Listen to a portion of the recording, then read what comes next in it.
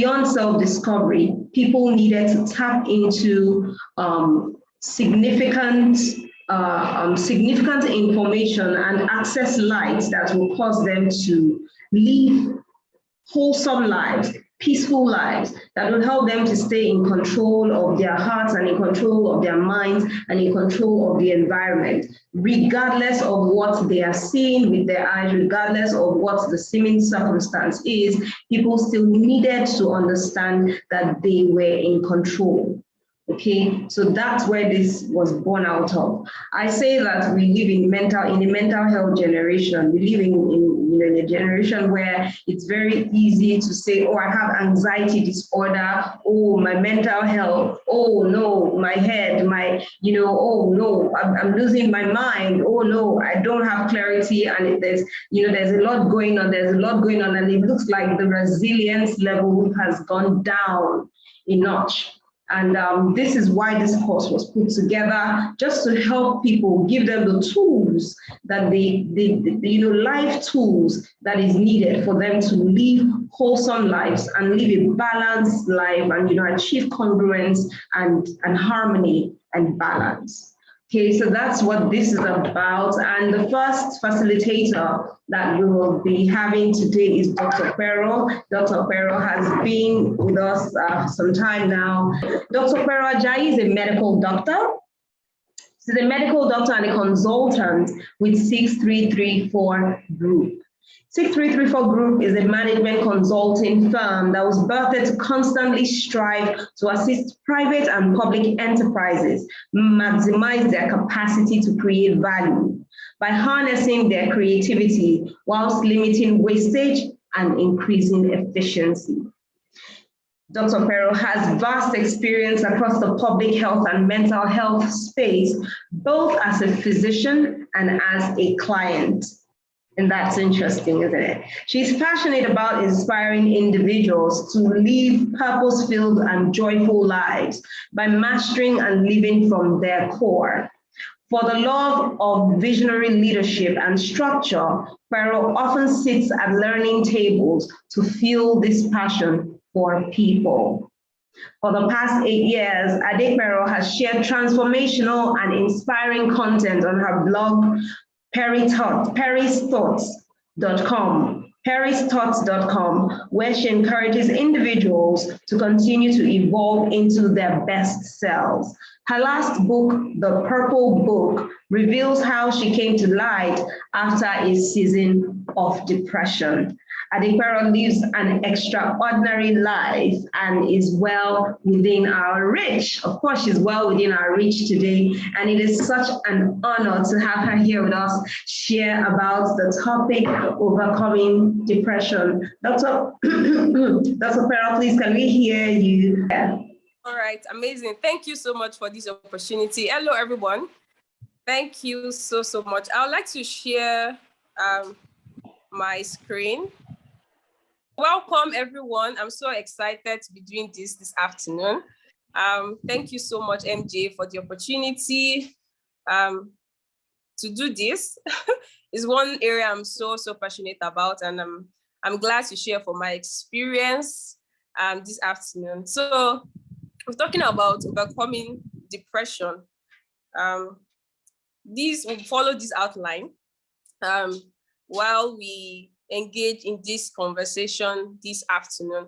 So if we say overcoming depression, we need to know what is depression exactly, what is it about, how does it come about, and so that we know exactly how to then go about it to say, okay, now let's overcome depression. So depression is a mood disorder, and it is characterized by persistent low mood or sadness. So depression, although now is used often as, oh, I'm depressed. A lot of people throw the word around, I'm depressed. But really, for someone to be depressed, it has to be persistent. So it's not just because you're having a bad day or something, happened to you, you are unhappy, and then that's depression. That is not what depression is about. And so it's characterized by persistent low mood or sadness, loss of interest in previously enjoyable activities, and feeling of hopelessness and helplessness. So for as medical practitioners, for us to say someone is depressed, they must have at least two of these core symptoms present, and for a minimum of 2 weeks to say someone is depressed. So it's not just being sad or unhappy. And also there are different types of depression. But for this conversation, would focus on major depression, which also covers a whole the umbrella of depression. I love this quote by Brenda Brown. He says, we cannot selectively numb emotions. When we numb the painful emotions, we also numb the positive ones. And for most people who come down with depression, you realize that there's been there's been a season or a period where they went through certain experiences or encounters, but they suppressed it and felt everything is fine. But really, we cannot numb our emotions. It's stored up somewhere, and we have to attend to them. I'll share some statistics to give us, to also let us know that a lot of people are going through depression. So it's not something, there's this, what do I call it? There's this feeling of shame that people are, which doesn't let people speak out or ask for help, But there are a lot of people going through depression. Worldwide, there are 121 million people who suffer from depression. So if you're on this call right now and you're going through it, you are not alone at all. You are not alone. And depression affects people of all age group, gender, and race. So there is no, it's something that affects the white, or it's something that affects the black. It affects the rich, it affects the poor, it affects everybody. And also women are more affected than men because obviously women are more emotional. But interestingly, men actually succeed in having successful suicides. So suicide rate is actually more with men than women, meaning that more women consider suicide as a result of depression, but they do not succeed with it. And interestingly, in Nigeria, over 7 million people suffer from depression. Over 7 million people suffer from depression, according to World Health Organization. And that makes Nigeria the most depressed country in Africa. So one reason why a lot of people do not seek help or feel ashamed is because they feel like they have to hide it, right? They have to hide it. And I'm going to share my experience as well. It was something I also had to. Can you hear me? Yes, Dr. Pero. Yes, Dr. Pero. So it was also something that I also had to navigate at a point, because I was like, how can I be going through this? How can I be going? What's happening? And I felt it was a thing of shame. But really, looking at the statistics, you realize that a lot of people are experiencing this same thing. Thank you very much. So let's talk about what causes depression. What causes depression? There are several factors, and I would go into this in detail as we go along, because I believe that once we know the root cause of whatever the problem is, we'll be able to tackle it or provide sufficient solution that is long-lasting. That is long-lasting, instead of just saying, "Oh, I'm depressed," or look at stuff on the surface level. So I've listed 5 causes here: genetics or hereditary, biochemical factor, hormonal factors, personal experiences, and dietary as well. So talking about genetic factors, so if you come from a family where there are people who have suffered from mental illnesses, even outside of depression, mental illnesses encompasses depression as well. So you have a higher risk of experiencing depression, especially if it's from a first relative, So and it's not, but genetics alone does not serve as a factor that, okay, because this person had it, then I must have it. So it's usually probably genetics and environment, or there are other factors that also come in. But if there is a genetic, it predisposes one. It's like you're at more risk than someone who doesn't have a family issue of that. So biochemical factors. So in the brain, in our central nervous systems, there are neurotransmitters that maintain the mood. Like we shared earlier, depression is like feeling down, feeling low, hopeless, feeling like, the world has come to an end, or the end has come, or there's nothing good that can come out of whatever situation it is that we're going through. So, and so another factor is that in the brain, there's some chemicals like serotonin, dopamine, and these work to ensure that there's a balance. So when there is a short supply of these hormones and neurotransmitters, you can now have that as well. So another is also the hormonal factors. As we women would experience this more, especially during period. You notice like for premenstrual symptoms, you might start feeling down, feeling low. You're not just in the mood, you are cranky, you are restless, you just don't feel like doing anything. Also in pregnancy, and also during postpartum as well, after delivery, especially because of the stress, and there's, the hormones are trying to balance out, then there's a lot of stressors at that period as well. So women, some women usually come down with depression.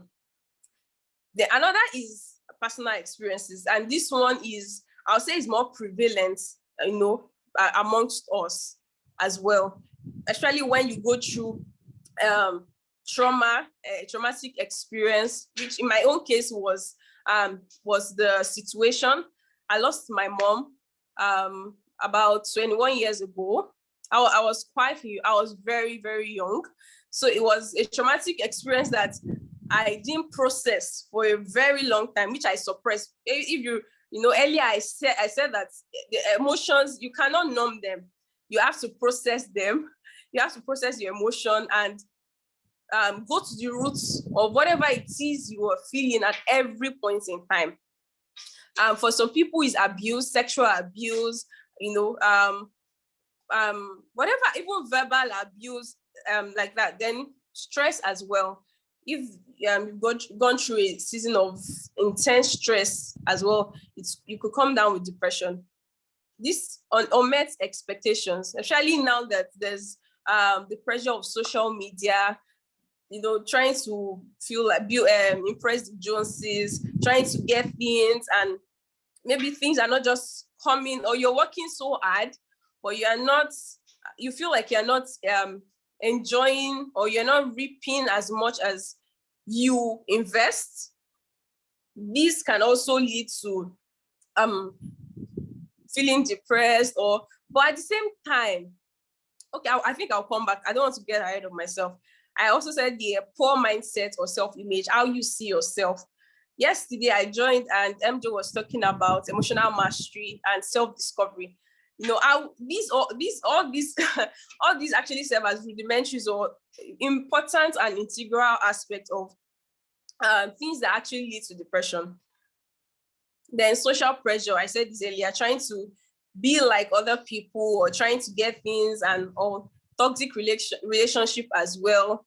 And also personality or temperament. So there are certain temperaments that actually predisposed to having depression.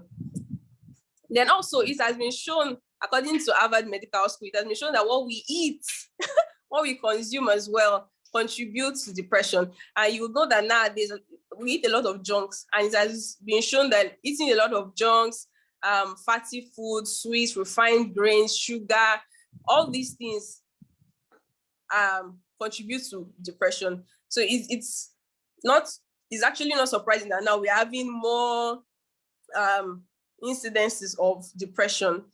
But which is also important to eat healthy, eat fruits, vegetable, exercise, all the take vitamins, all these things contribute enormously to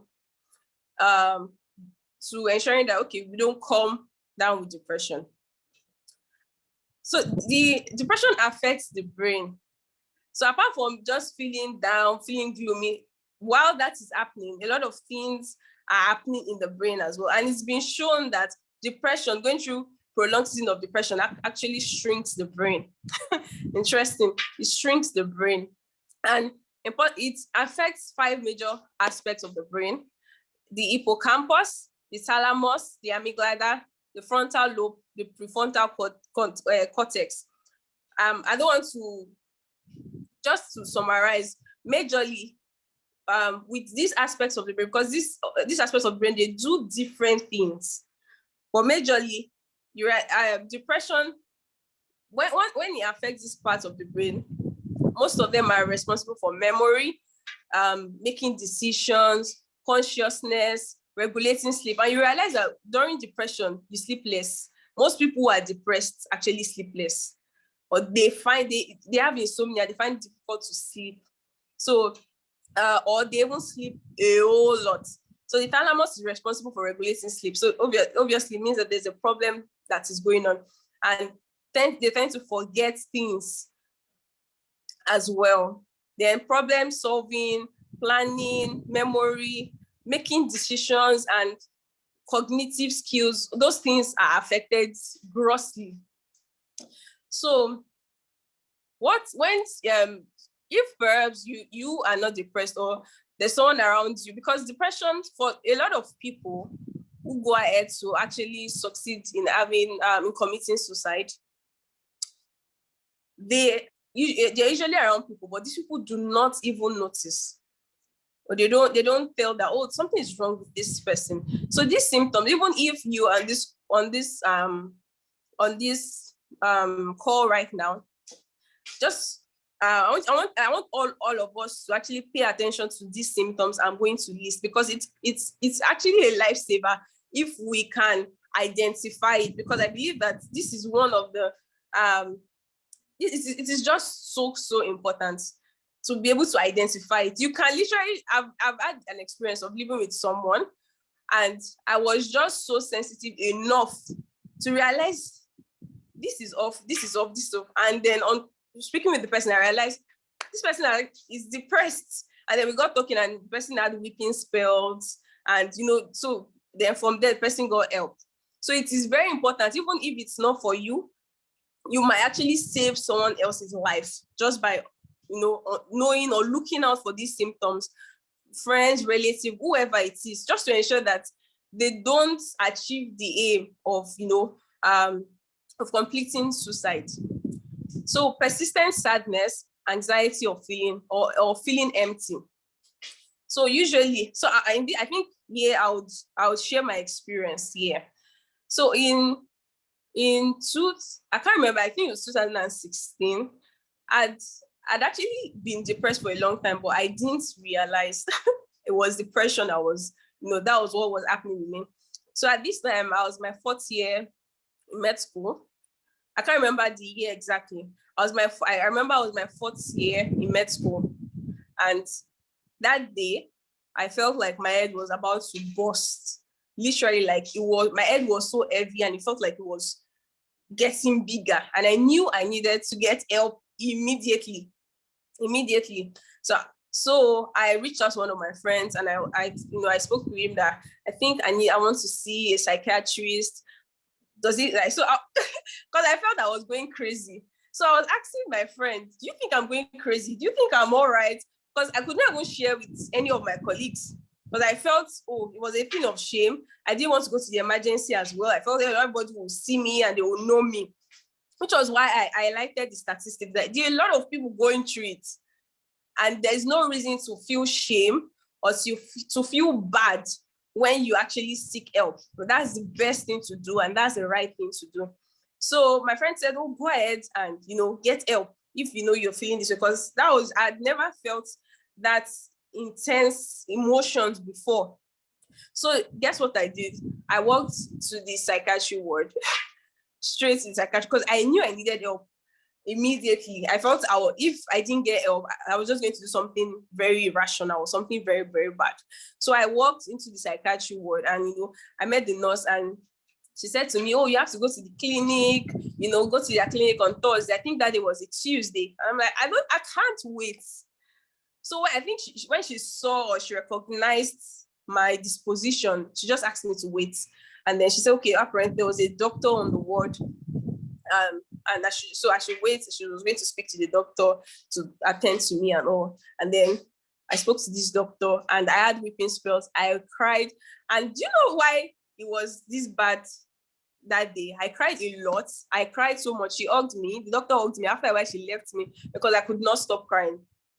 It was because of a singular reason, because I had lost my mom and I had not processed. And aside from that, there's been other issues that come up on top of that, which I had not processed. And I told myself that I should stop feeling bad, or I should stop crying. Anytime I feel like crying, or I remember the loss or the pain or different things that I wished, could have happened, or I wanted, or whatever it is, that was my unmet expectation, like I shared earlier.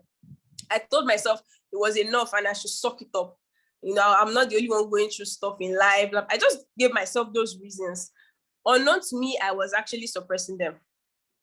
So when I spoke to this woman that day, I was now able to identify that was a lie I told myself. And I needed to actually cry. So if someone is going through loss or whatever it is, and you're saying, oh, don't cry, this is a very bad thing to say. Let them cry. Let them express how they feel.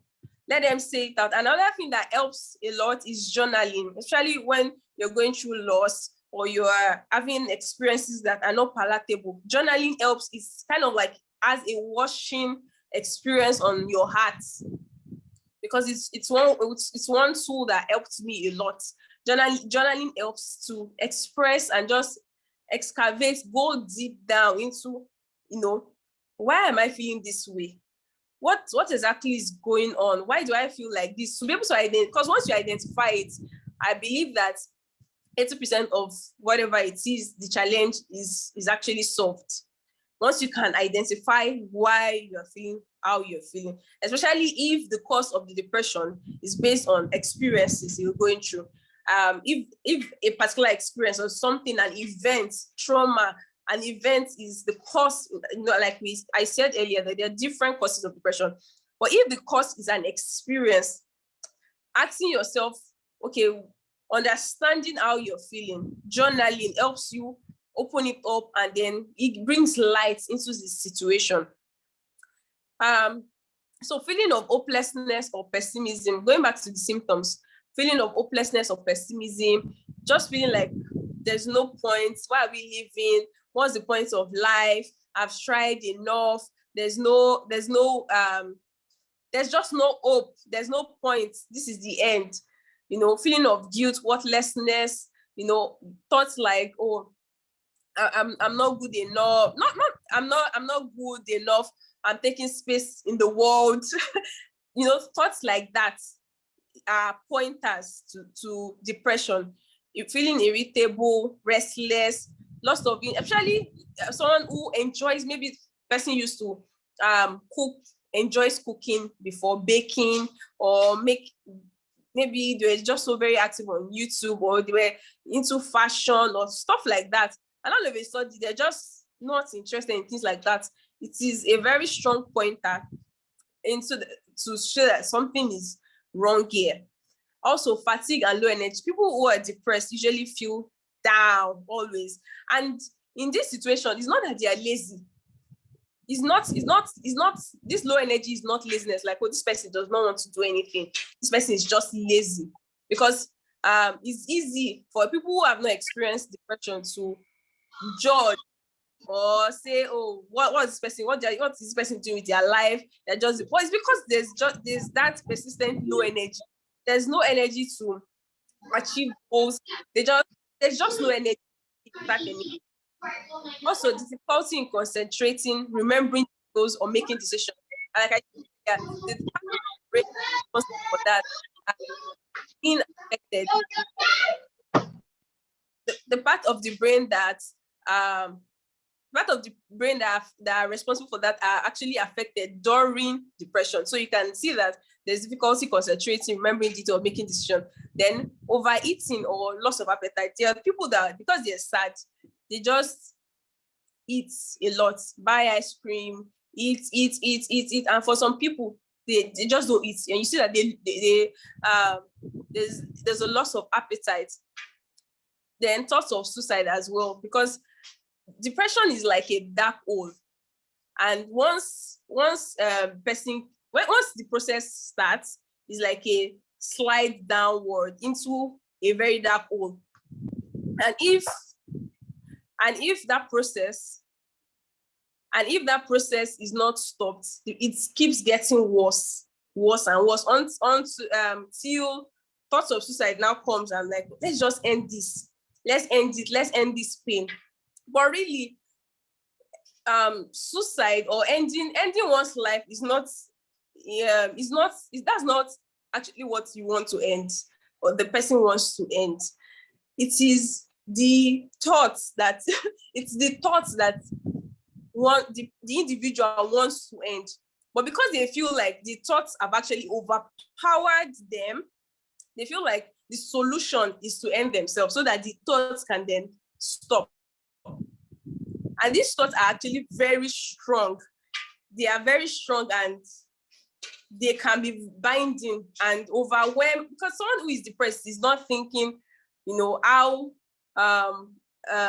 someone who is not depressed is thinking. The thought process, the thought pattern, it is totally different, which is why, again, you should not judge someone who is going through depression, because people who are not going through depression, I hear it a lot, say, what's wrong with this person? Why is this person like this?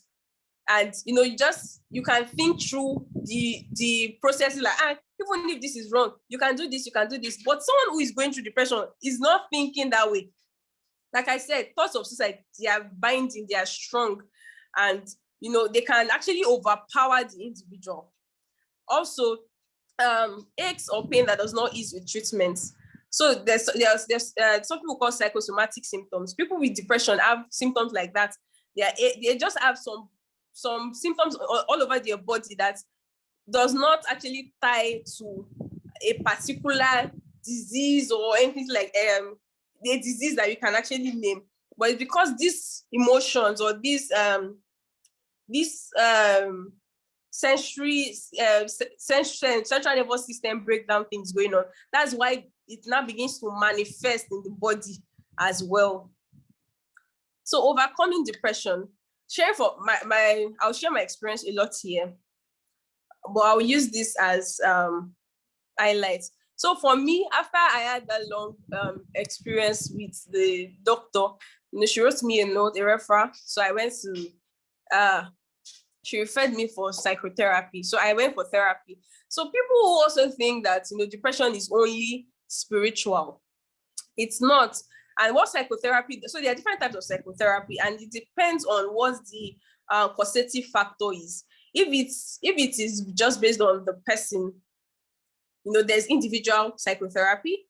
But if what is causing it is maybe there's a family background problem or factor in the illness that the person have, there's also family therapy that can help with that, to ensure that the family is able to understand what the person is going through and also offer support and help to the individual. But if it's more of unresolved issues, experience trauma, whatever it is, so there's also one-on-one therapy.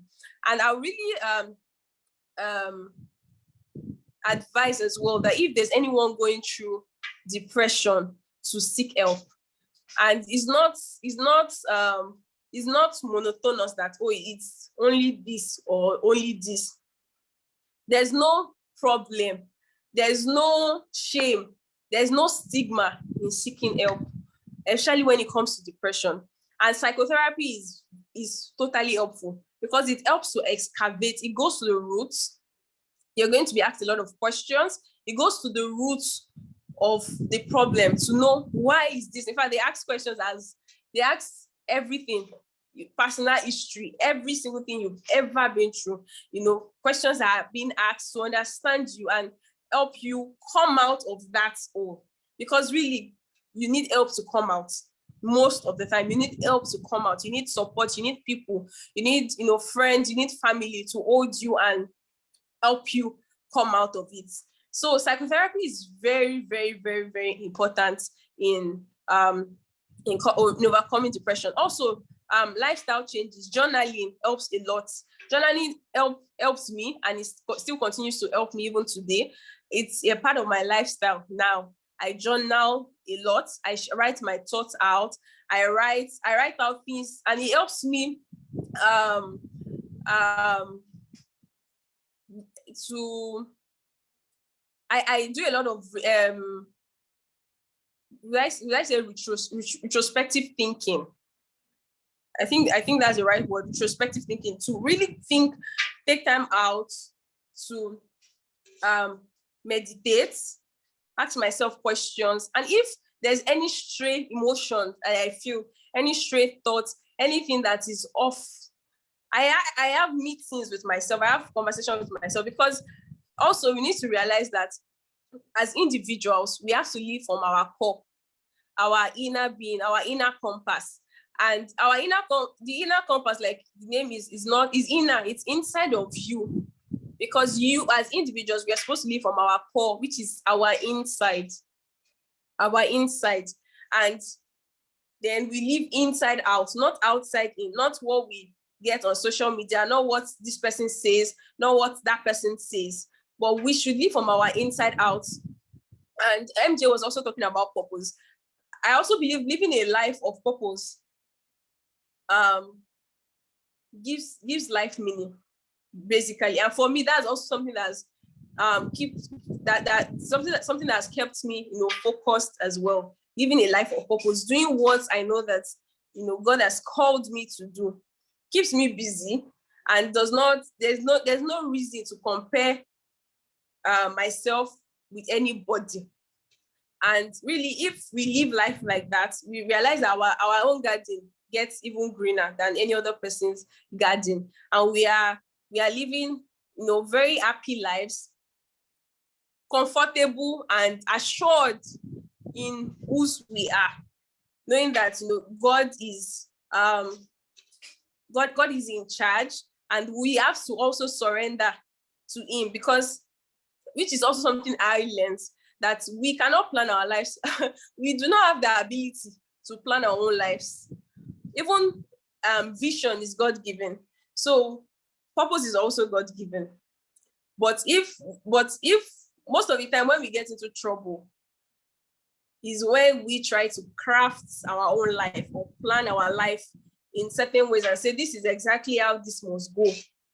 But if we live in surrender to God, knowing that this is the purpose of God for my life, understanding self-mastery, self-discovery, and all the interesting lessons we learned yesterday on the course, we realize that it helps a whole lot to remove certain burdens off our shoulders.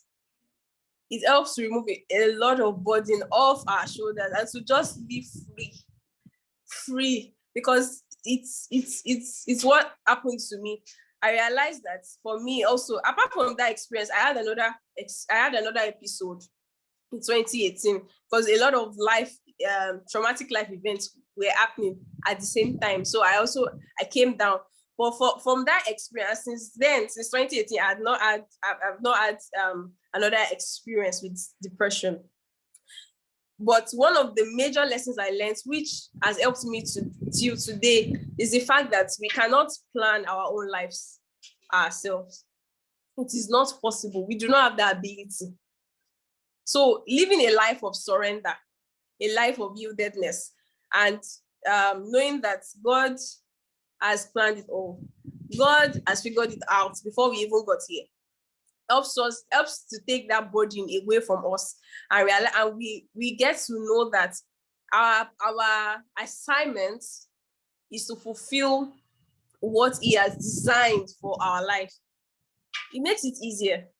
And then we realize that we actually get fulfilled in doing that which He has assigned to us, in getting better with the assignments. We get busy with getting better, becoming better versions of ourselves, spreading love in the world, impacting other people's lives. That I believe that is the best thing, or that is even what we are here for. And we realize that there's going to be a mismatch each time, even with our inner compass, our core. And our core serves as a guide, and each time we are sort of astray, we get that discomfort. There's usually that discomfort of, distress within us. And also, I would also like to enjoy us to pay attention to ourselves. It's important to have solitude. Sometimes just take time out of the stress, shut down social media, shut down every single thing, and just have me time. Me time, because there's no way we can live life just going like that, doing this, doing stuff without breaking down. So it's very important that we have me time, where you just spend time with yourself, ask yourself questions. Okay, I have this thought. Why do I have this thought? What's okay? What is going on and all? Then also, apart from psychotherapy, there's antidepressant medications that is given as well. So I think I'll stop here for questions. Okay, thank you so much, Dr. Quero. Thank you. So you can stop sharing your screen now.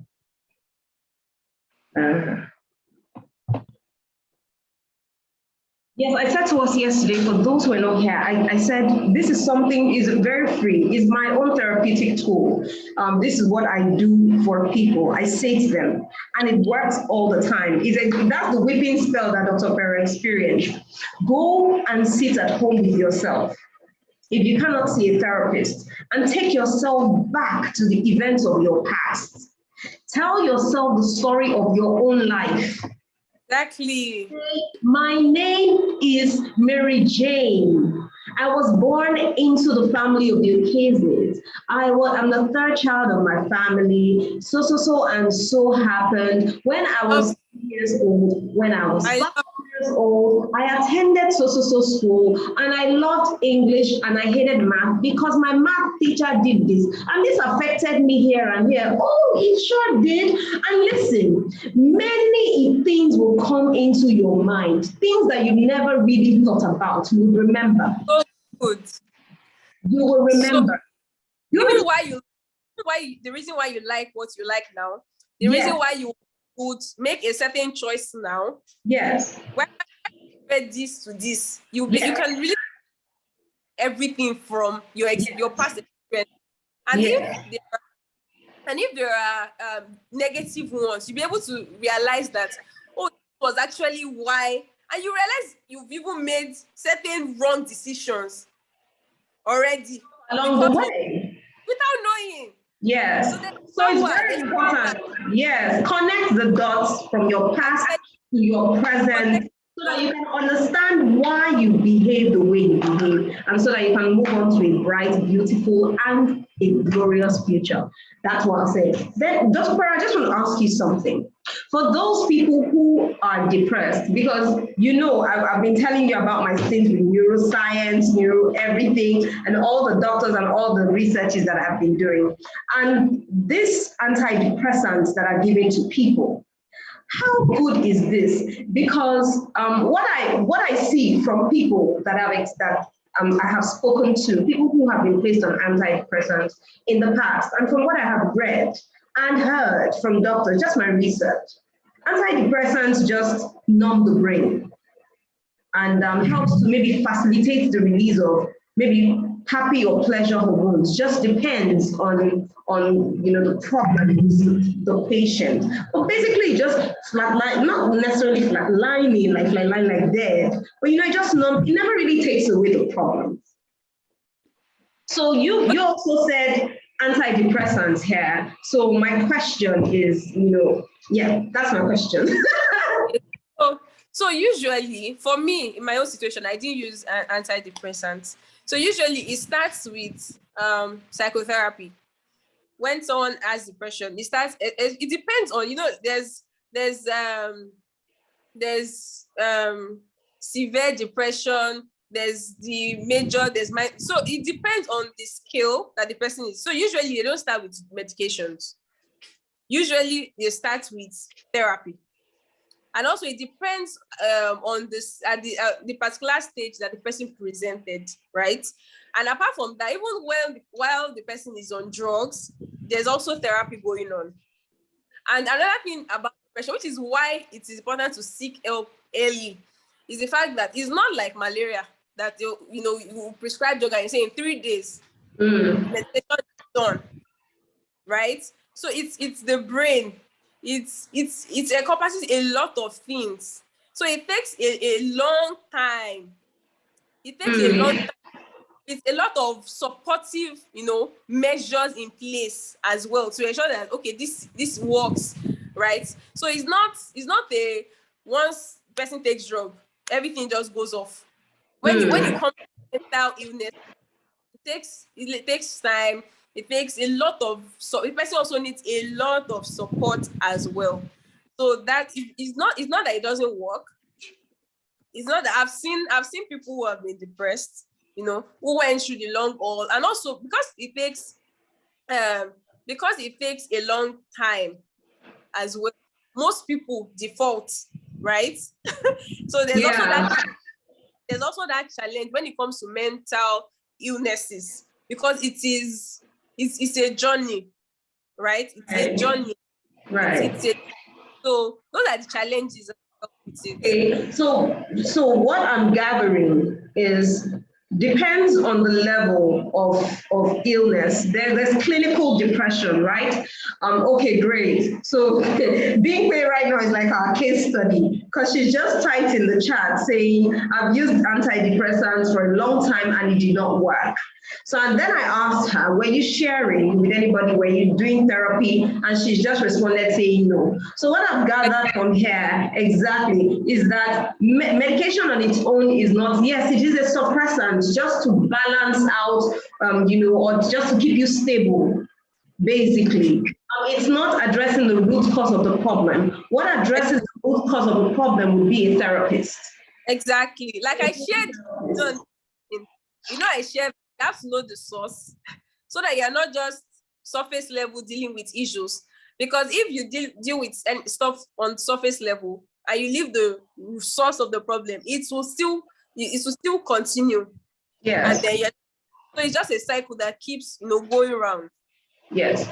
Beautiful. Thank you so much. One of the beautiful things you said today is that we were supposed to live from inside out and not outside in. I love it so much, because one of the problems, especially with the younger generation, is that they live from the outside. Is what people are doing, what people are seeing. They're measuring their lives with the lives of other people, especially with social media and the expectations here and there. And that's terrible. So they take all of that in and then it weighs down and bears down on them. So what they're not paying attention is to themselves.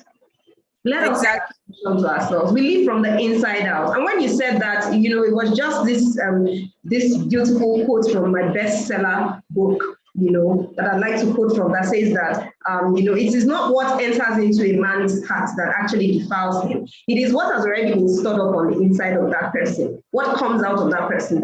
So you see, what you're supposed to live from inside, from here, from inside out, and it's just really true. Pay attention to yourself, meditate, very mindful practices. I said yesterday, it is very important for us to measure our thoughts. To know the thoughts that are passing through our minds, to engage the quality of thoughts that are passing through our minds. They say it's 4,000 billion thoughts per second in the mind of the average person, right? It is very possible. We have the capacity to catch our thoughts. We have the capacity to catch our imaginations. We have the capacity to process and say, no, I don't want this. Catch it, and with our words, send it right back. Out. I'll leave us with the last words. Thank you very much, Dr. Farrell. It's been an amazing time having you here. Yes, thank you so much. Before we go into the next facilitate, the next class, quickly, I just want to say something about emotions. When she was saying that when someone is caught in the web of depression and, or in his suicidal thoughts, the person cannot see. And it is very possible for people to be overcome with that thought and empowered. And she said it's very possible that suicidal thoughts are overpowering. So it is possible to be overpowered by thoughts of depression. Of course, that's why people cave in and they die, they commit suicide. Can this be an anchor quote for us? The anchor quote for today, and I hope we held on to all the anchor quotes for yesterday. Can this be an anchor quote for us that emotions are fickle? Emotions should not be trusted. Emotions, please just write it down, that emotions should not be trusted. Emotions should not be trusted. Emotions are fickle, feelings should not be trusted. To be in control of emotions and feelings it means that you have gained mastery over your emotions. You mastered your adrenaline. The way you feel is not necessarily, Shionfumi was here to teach us yesterday, and you heard her talking about it. We're in a very dark place, very dark. It was too dark at the time of that loss, and we were grieving. We couldn't see the way, literally. I was angry. I remember this day I cried and cried from morning till night. I was just so upset. Now, if I had told Shionfumi, I couldn't have even mentioned it, but if I had said, or anybody had said to her, in that time, in the space of 2, 3 months, 4, 5 months, or even 6 months after the death of her husband, Patrick, if someone had said to her, Shionfumi, there would be a message from this thing, there would be purpose from here, you would become what you're doing today, would it have made any sense? I failed to ask her that question. Would it have made any sense whatsoever? It was emotional. It was emotion. She was caught in the web of that emotion. All of us were. It was pain. We were angry. We were sad. We were grieving. Never take any action based on your emotion. Let time pass. Apply the tools. Share. Go see a therapist. Engage in lifestyle what I would call lifestyle medication, lifestyle changes, like she did. She started working out, started eating right, started self-development. Never forget that. She said she started building capacity, started bridging gaps, Do you understand? So please do all of that. Okay, thank you very much, Dr. Perry. That was such an amazing session. And we have our next facilitator, beautiful woman. She's right here. Hello, Mama. Hi, beautiful woman. Hello, good evening. Hi, good evening. Please try to share your screen. Idala is a lead coach at the Fleximum Coach. She's a chartered accountant turned holistic fitness coach. She's a fitness coach, she's a personal trainer and body transformation expert, specialized in grooming visionaries. This is one I love. She specialized in grooming visionaries to become the best versions of themselves, spirit, soul, and body. She's a digital marketer who infuses her creativity into her work as a fitness coach to bring alive theoretical fitness concepts using platforms like YouTube, LinkedIn, Instagram, and Facebook.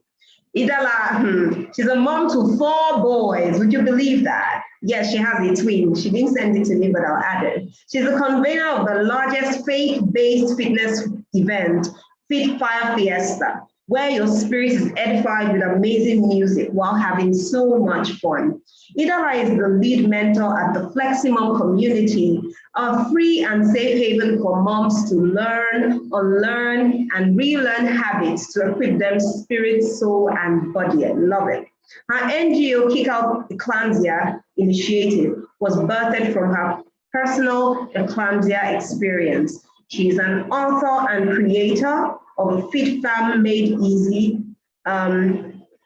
She's an author and creator, Fit Fam Made Easy, Fitness Body Journal, and a host of other ebooks on holistic health. Her vision is to be Africa's premier holistic fitness industry leader. Amen. Providing innovative and affordable ways to get our clients enjoying a healthy life as a lifestyle. To provide an experience where our clients use what they have and start where they are to achieve the vision. Ladies and gentlemen, please join me in welcoming in the chat room Fleximum coach Idala Ogufere. She's going to be taking us on physical and emotional well-being. So I'll be leaving this place for you. Thank you so much. Let me know if you can hear me in the chat room. Yes, we can hear you. You can see my screen too. Thank you so much. Thank you. Thank you, TALA. Thank you, MJ. Thank you so much for this opportunity to be here. It's such, my eyes will be on the comment section. So if in case you all have questions, just drop them. Anything you don't understand, just put it down. All right. We're here to chat together. We're here to have fun and learn. Okay. Thank you so much for the opportunity to speak about this physical and emotional well-being. We'll just get right into it. Let me just put some house rules together so that we'll all be on the same page. And yeah, so I'm sure you guys can see the screen. We'll be fully present here for the next couple of minutes. I'm sure that you're going to have an exciting ride. So let me backstory about the presentation.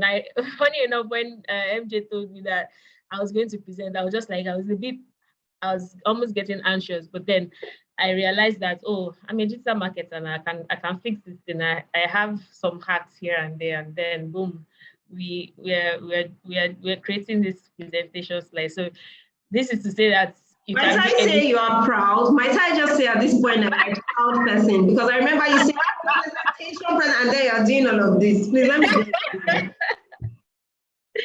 All right, thank you so much. All right, so I'll just dive right into the module, the contents of what we have to expect today in this session.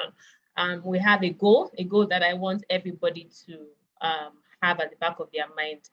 I will take you on that goal.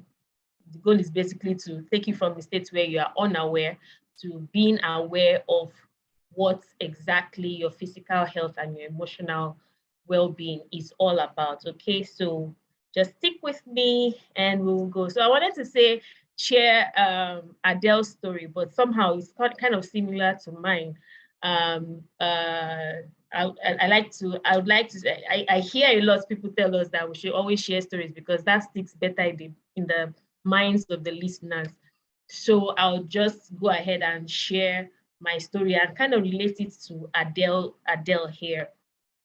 You know, so let's just go on. I'm sure that you will all relate to this story one way or the other. All right, so a brief, this is just to guide me to share the story. Anyways, my name, like MJ said, is Idala from the Fleximum Coach Company, and I really love to help young moms, women, visionaries to crash high blood pressure. I had to narrow it down this year or last year, sorry, because of the way the industry is. The industry, everybody wants to do weight loss, everybody wants to, you know, but I had to narrow it down to fit my own story. And I knew that a lot of women also were going through that particular situation. You know, so the story of how I began to help women to come out of hypertensive nature by losing weight. And I heard Dr. Adikpero say something about lifestyle changes and all of those things. Losing weight is is also under that category of a lifestyle change. All right, lifestyle, changes that you need to embark on, very, very important. But I realized also too that people that have high blood pressure, because every woman is different, and you shouldn't just rush. You see, I'm sure we all see on social media how people snap back immediately. Not everybody has that ability to snap back immediately, you know, so you don't want to put yourself under unnecessary pressure. All right, so that's why I love what this workshop is all about, to help you to understand your identity, which we will talk about as we go ahead. All right, so basically what I help women to do is to specifically targeted women that have high blood pressure, and I'll explain to you why I narrowed it down to that, because of my own experience with, you know, blood pressure, pregnancy-induced hypertension, actually. I'm a mom to 4 boys that recovered from pregnancy-induced hypertension twice, you know, at 2 different pregnancies. My first pregnancy was okay. The second one was when, the second one I had miscarriage, actually. The third one, I gave birth to my second son, and I added, that was the pregnancy I added the highest amount of weight ever. I was, at the end of that pregnancy, I was weighing a whooping 110 kilograms. 101, sorry, 101 kg. And I'm for a size 5'5", and I'm really petite. I'm not that petite, but then I'm small. So it's that weight was too much for my size, my frame, right? So, and that's one thing they always tell you, especially when you embark on solid weight loss programs. They want to know what your BMI is. So the BMI is they are measuring the weight, your weight over your height, you know, so they're checking the balance and the body mass index, right? So it was really, really high for me. So and what happened, what led up to that point was because I was overeating, I was not managing myself, and it was just unhealthy habits upon unhealthy habits, from first pregnancy to the miscarriage to me conceiving again and all of those things. So that's what really happened. And for the first time in my life, nobody in the history of my family has ever had high blood pressure. I was the first person to have high blood pressure because of my unhealthy habits. All right, so that's what happened. And at the end of that pregnancy, 2 weeks after, I had a condition called eclampsia. Yes, full-blown eclampsia, not preeclampsia. Preeclampsia is the popular one. You know, when you're pregnant, the woman has high blood pressure, the doctor is trying to maintain it and all of those things. I had the full-blown eclampsia. I did not see it coming. It happened postpartum, you know, and that's one of the things that made me begin to, how many of us has ever heard of eclampsia before? If you have not heard of eclampsia before, put it in the comment section. If you have only heard, let me just know what you have heard about. If have you heard of preeclampsia, eclampsia, just put in the chat room. Let me know what you have heard. If you've not heard of either of those, I'm sure you've heard of high blood pressure or hypertension, right? All right, so that's basically what happened, and you know, yeah. So I began to help people to live a healthy life. So you see the picture of me and my boys to the left on one of our Fit Fire Fiesta program, the last one we had in 2020 to the left. And this was me in 2015 to the right picture that has the screenshots and before and after stuff. So that was me after the death of my second son in 2015, and versus me in 2017. So it took me about a year to lose that weight, sustain it, and that's what you see on this picture. Also, I wrote a book called Fit Fam Made Easy to basically just chronicle what's happened, what I did to recover from that condition. I also had eclampsia. I also had hypertensive induced pregnancy with my twin. Even though with their pregnancy, I was I was more conscious. It was one of the healthiest pregnancies I've had, and the last one, because I'm not sure my body can go through that stress anymore again, you know. So I ended, you know. So if I can see that there are some men in the house, please, if your wife, if you see that your wife has gone through so much stress with blood pressure and all of those things, please, if there's any way you can do family planning, either ways. Now men do vasectomy. Please, let's be open to the idea of doing, considering non-hormonal stuff for women especially, and non-invasive stuff for the men. The men should be open. I know these are conversations. This is another conversation we might have on at another time, but then I just decided to throw it out there, right? So let's get into today's session. All right, I see in the comment section. I hope we're enjoying the class. I hope so far, so good. How is it going? How is it going? How is it going? Are you enjoying the story? Are you learning something from it? Let's know in the chat room. All right, as we go on.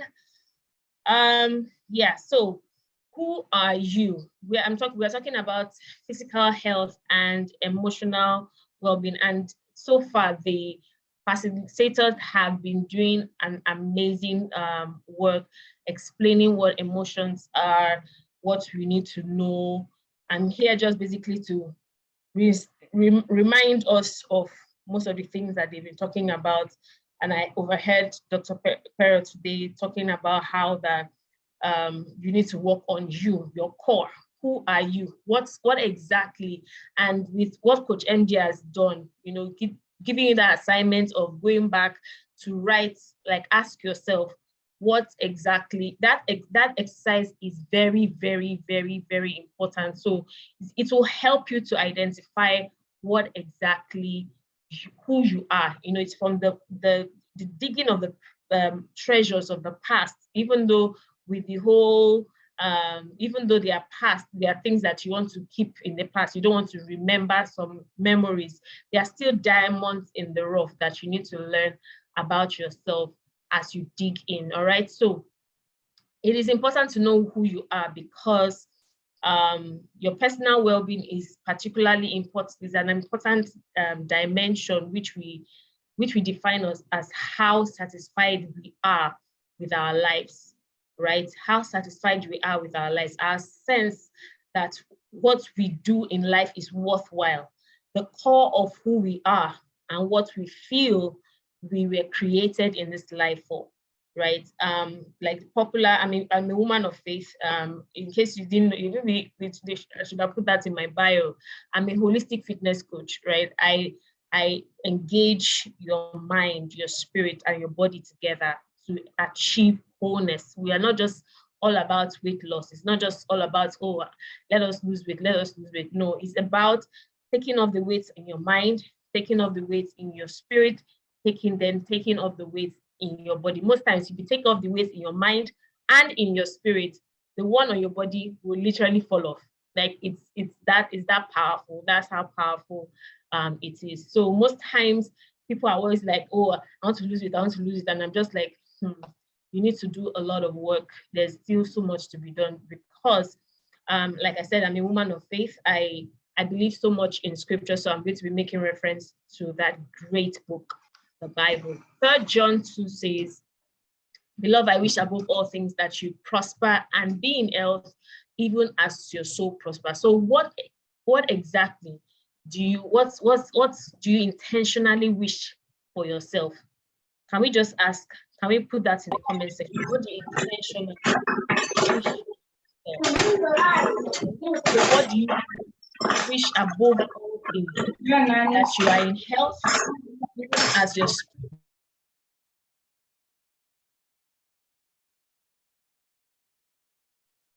even as your spirit, soul, and body is prospering. Do you wish that for yourself? Let me please drop the answer. It's not a rhetorical question. I'm going to be asking questions because I want it to be interactive. Do you wish that your spirit, your soul, and your body is in health? Do you wish that it prospers? Right? Do you wish it? Do you wish it for yourself? Absolutely. Thank you, Vivian. All right. So This will definitely help to, you know, enhance your well-being, your mental well-being, your personal well-being. So how then do you now, what are the steps to enjoying this mental well-being? What are your steps? First, you connect, you being able to connect with other people. Good relationships are important for your mental well-being. You cannot do life alone. You cannot do life alone. So you have this fantastic community of women in TALA. You want to be able to interact with the resources that are there, interact with the coaches, support coaches, and all of those things. All right, it's very, very important. First, the desire to do so, because we asked in 3 John 2, it says, I wish above all things that you prosper and be in health, even as your soul prospers. So how do you begin to be in health? How do you begin to prosper? First, by relationship, great relationship, which you should be able to establish here in this amazing academy. Then be physically active. You're going to be hearing this a lot during the course of this presentation. Being active is not only great for your physical health and fitness, but it is great for your mental well-being also. Like I always say, I know people don't like to hear this. I know. Let me ask this question. How many of us are scared of exercise? When you hear being physically active, drop in the comment section. First thing that comes to your heart, you're just like, hey, it has come again. They have come again. Exercise, people. Exercise, exercise. Are you scared of exercise? Let me hear. Let me hear that. Let me see you. Let me see your answers in the comment section. Scared of exercise? Yes or no? Put that in the comment section. I would see that as you guys as we go along. Then another way to have a great mental well-being is to learn new skills, to give to others, to pay attention to the present moment. That's to be very, as in it's called, we call mindfulness, practicing mindfulness. All right. So, like MJ said, I love to coach visionaries. And before people will say, which one is visionary again? Everybody is a visionary. As long as you are here on this earth for a purpose, you are here not just to occupy space, right? You are here. I mean, what everybody here, please, what do you do? Apart from, what do you do? What do you do? What do you do currently? What do you do? What do you do? Please put it in the comment section. What do you do? What vision, even if you have not started working on it, what vision do you have? Do you see yourself doing in the future? Let's talk about that. Put that in the comment section. If you're a doctor, if you're an entrepreneur, if you are a career woman, whatever it is, or man, put it in the comment section what you do. Sell yourself in the chat box. Let me see. All right, so a visionary is one who is encumbered by the weight of their own vision. I like that, and has no time for small talk. A visionary person is one who thinks about how he or she can improve themselves, how they can improve themselves and other people and the business and the skills in order to improve their future. And the one I love absolutely is you are a co-creator with God. No matter what, as you are formed, you know, you have every intricacy, everything that makes you you is relevant for your purpose here on earth, right? You don't need to want to compare yourself with any other person. You are unique the way you are, right? Okay, so I'm sure that I'm talking to global people. I see in the comment section, global fashion entrepreneur, author, chartered accountant, my people, even though I didn't practice, I practiced a bit and stopped. I didn't use my certificates very well, you know. So beautiful, helping children grow in the knowledge of Christ using Christ-centered teaching, songs. Oh Lord, I love you already, Sandra. Well done. All right, I'm sure that I'm talking to great visionaries in the house that have great visions that God has put inside of them, right? So now to the core of what we're reaching out to now, we're getting into the details. What can derail you now as a visionary? what can derail you now. There are so many emotions, you know, that even MJ said yesterday. There are so many emotions, but I decided to pick offense or anger and jealousy, because I realized that most times, from the story of the Adele I was supposed to share, vibrant person working where she is working, and all of a sudden began to get offended by people, her mom, people around her, people getting married, her younger people getting married, and she just felt left out and felt offended, that over very, very little things, right? So either if you have allowed people to get you offended, or you have allowed people to trigger anger and you just held it in your heart, and it has weighed you down, because that really can affect your mind. It can affect you achieving the goal that you need to achieve. Because until recently, I didn't know that offense was even like a veil, right? It can literally cover you from seeing opportunities, because the person you're offended in might be the person that would need to mention your name somewhere, and because you are too proud to talk to the person, you might lose out on some opportunities, right? So we're going to handle that today. So what exactly does this emotion do to your body? Emotions affect your anatomy. That is one thing that we need to learn, one thing we need to understand. Emotions affect your body. You people anybody here, when you're angry, when you are literally vibrating, you're trying to narrate a particular situation. I remember that one occasion like that, somebody annoyed me, and I'm really very, very calm. I'm a calm person. So when I get worked up to that point, I literally begin to have headaches. I begin to shake. Hello, has anybody gotten to that point of like literally, like this lady's picture, steam is coming out of the of your ears, and your whole body is hot? Has anybody gotten to that point? Exactly. So it can cause insomnia most times, because you are remembering what this person did to you, and it's hurting you so much, is weighing you down, and all of those things.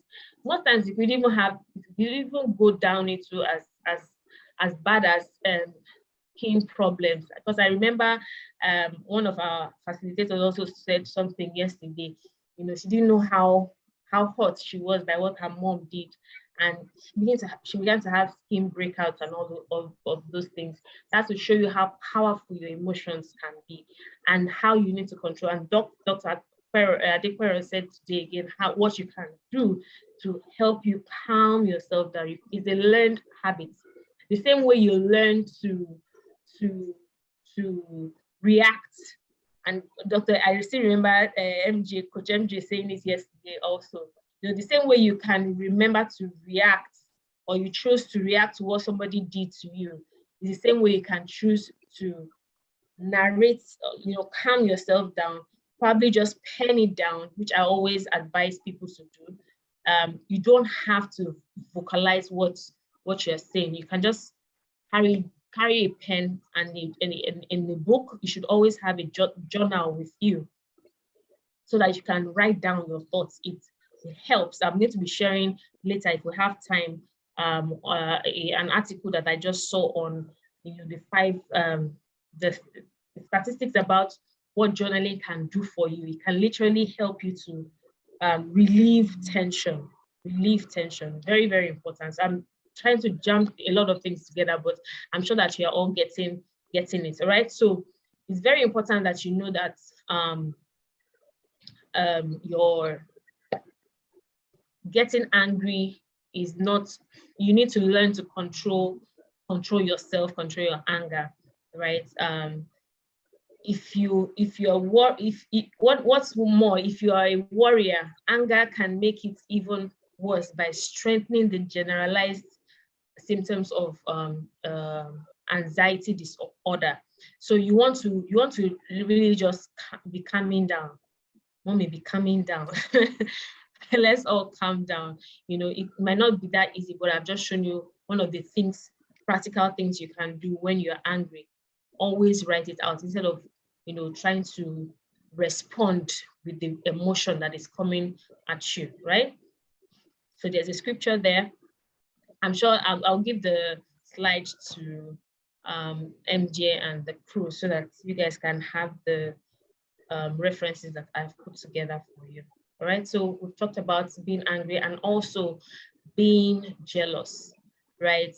Jealousy, unhealthy jealousy can really, really destroy your heart. It can destroy relationship. It can destroy jealousy. It can destroy, the stress can literally cause your heart rate to increase and raise your blood pressure. You know, let me give you an example of jealousy, probably as a woman that's trying to lose weight, okay? So you're jealous of this other woman that is skinny, because you feel like skinny women are healthy. Who told you people that's what?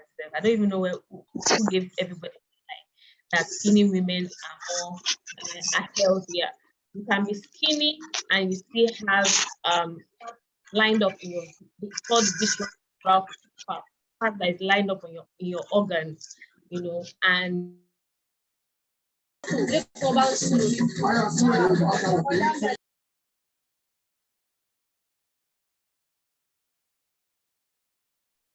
okay, so it can cause stroke, okay, and that so if you're thinking that, oh, this person is skinnier than me, so this person is healthier than me, or this person was able to snap back more than me, and social media creates all this tension. So why you think, I'm sure we've all learned what we need to do with social media. Most times just stay away, back off, right? It's very, very important that you are not trying to bring up all these negative emotions that will begin to make you feel bad, make you feel depressed, make you feel under so much pressure. And that's one of the things I like to do in with my fitness programs, teaching you that you should take your journey a step at a time. Pace yourself. You are not this person. You are unique. You are wonderfully made. You are beautiful just the way you are. You don't need to look at any other person to compare your results, right? And I love what scripture says. I'm going to give reference to scriptures in 2 Corinthians 10:12 that says talks about, but we dare not make ourselves of the number or compare ourselves with some that commend themselves, but they measuring themselves by themselves are not wise. Like that's how straight up the Bible puts it. We should not try to compare ourselves with any other person, because everybody's journey is different. We are all different. Every woman is unique. Every woman is, and until you begin to accept that fact, accept that, just like Dr. Adekoro said today, like, nurture your own mind. Your grass is actually greener when you nurture it. Nurturing your mind is like pouring water on your grass. Whatever you do, by meditating, by journaling, by eating right, you are literally nurturing your mind. You're growing your grass, making it green, right? But if you leave your grass and you're going to look at other people's own, you don't even know whether it is fake grass, faux grass they call, that is on their side. You don't see them putting water there. It is just shining there, but it is not real grass. It is not. You just stay as it is. And you leave your own.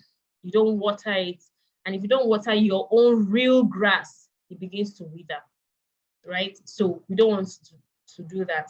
So looking at other people is just like saying, you're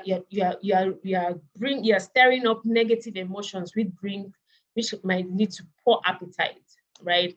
And for some people, it leads to significant weight loss or weight gain, because we are uniquely different. We are different. We are unique in our own way. What this might cost for somebody will be different from what is costing the other woman, right? So you want to be able to learn what works for you. So I want to put in the comment section as we go along. I will do what works for, write your name. I will do what works for me, Idala. I will do what works for me, MJ. I will do what works for me, Foluke. Write that in the comment section. Let me know if you are with me. Let's go, let's go, let's go. Are we together? Are we together? Let's go. All right, so where do you want, this is where you don't want to be as a visionary, as an entrepreneur, as that world-class global leader, ambassador, amazing woman. This is where you don't want to be. You don't want to be that person that is mindlessly eating, right? Because you are a visionary person, you're building a legacy, you're building this amazing vision.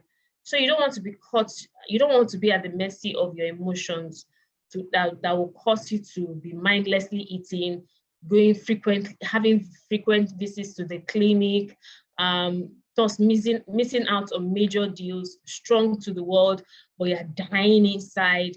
You don't want to be hypertensive, right? I'm sure we don't want all this for ourselves. We don't want to be eating mindlessly. We don't want to be aware of what we are putting into our bodies. Like I said, the goal is to take you from that state of unawareness. You didn't know that this could happen. These are things that will happen when you're angry, when you're jealous.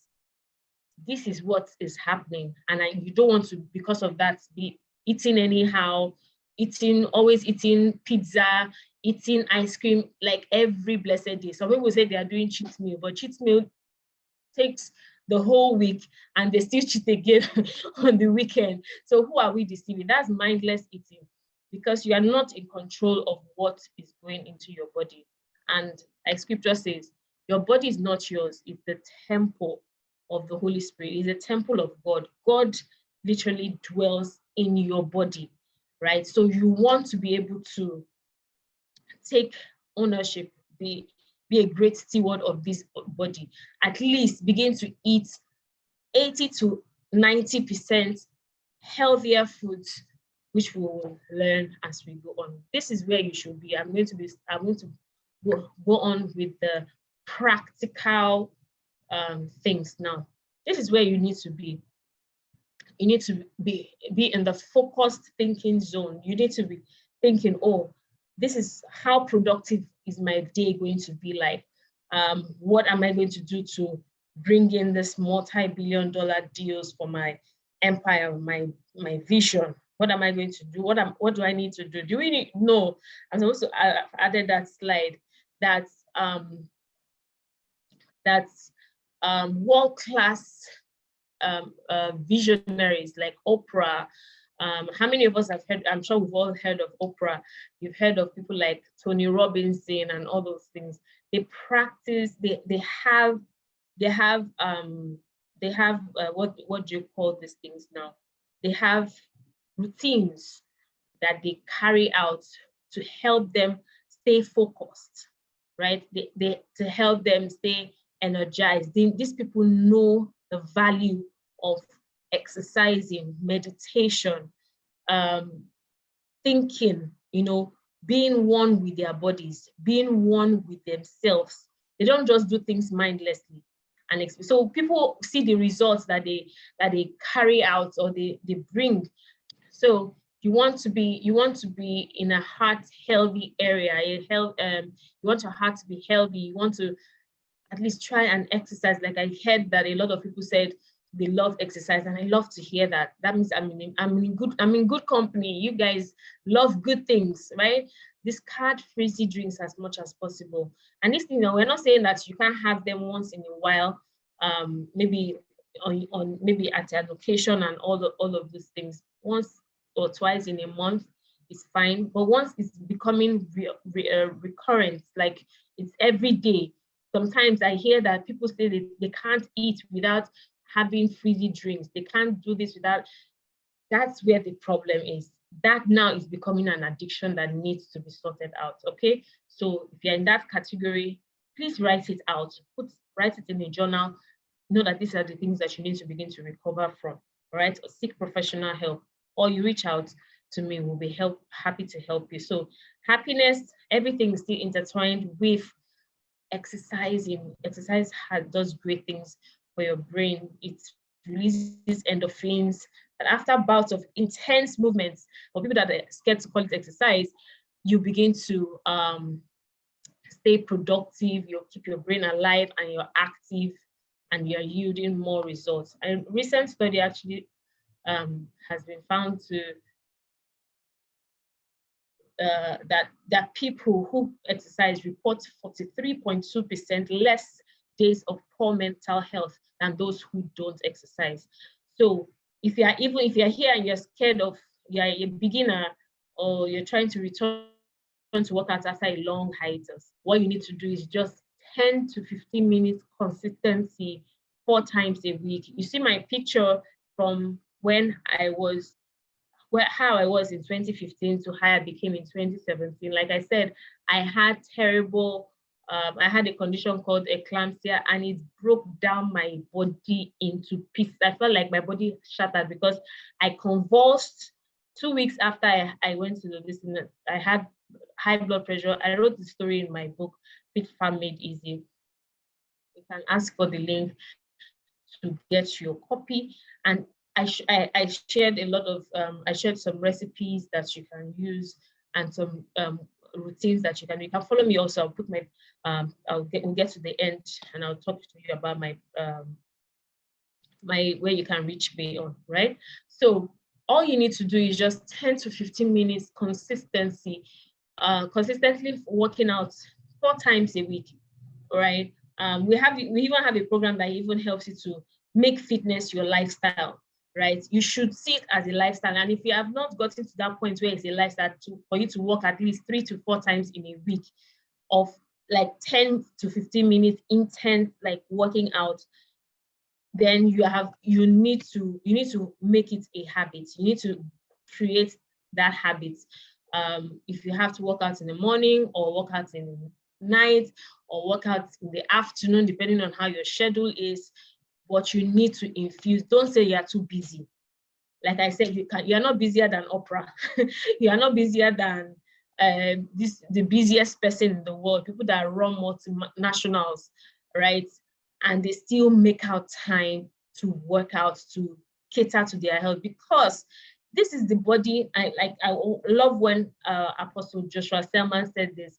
He said, this is the body that conveys, this is the body that helps you on this realm, on this earth, right? To help you to achieve your goal here on earth. So if you are not catering to the body, some of us behave as if we have one body that's a spare part. I know we have spares in here. We have body, when you fall ill and all of you pray to God and He sends healing, but it's indiscipline to always be doing the wrong things and be expecting God to heal you. He will heal you, but your body will get tired at a point because you have been given the authority. You have control over whatever it is you put in your mouth that can also have ripple effects on your body. So if you are struggling to keep to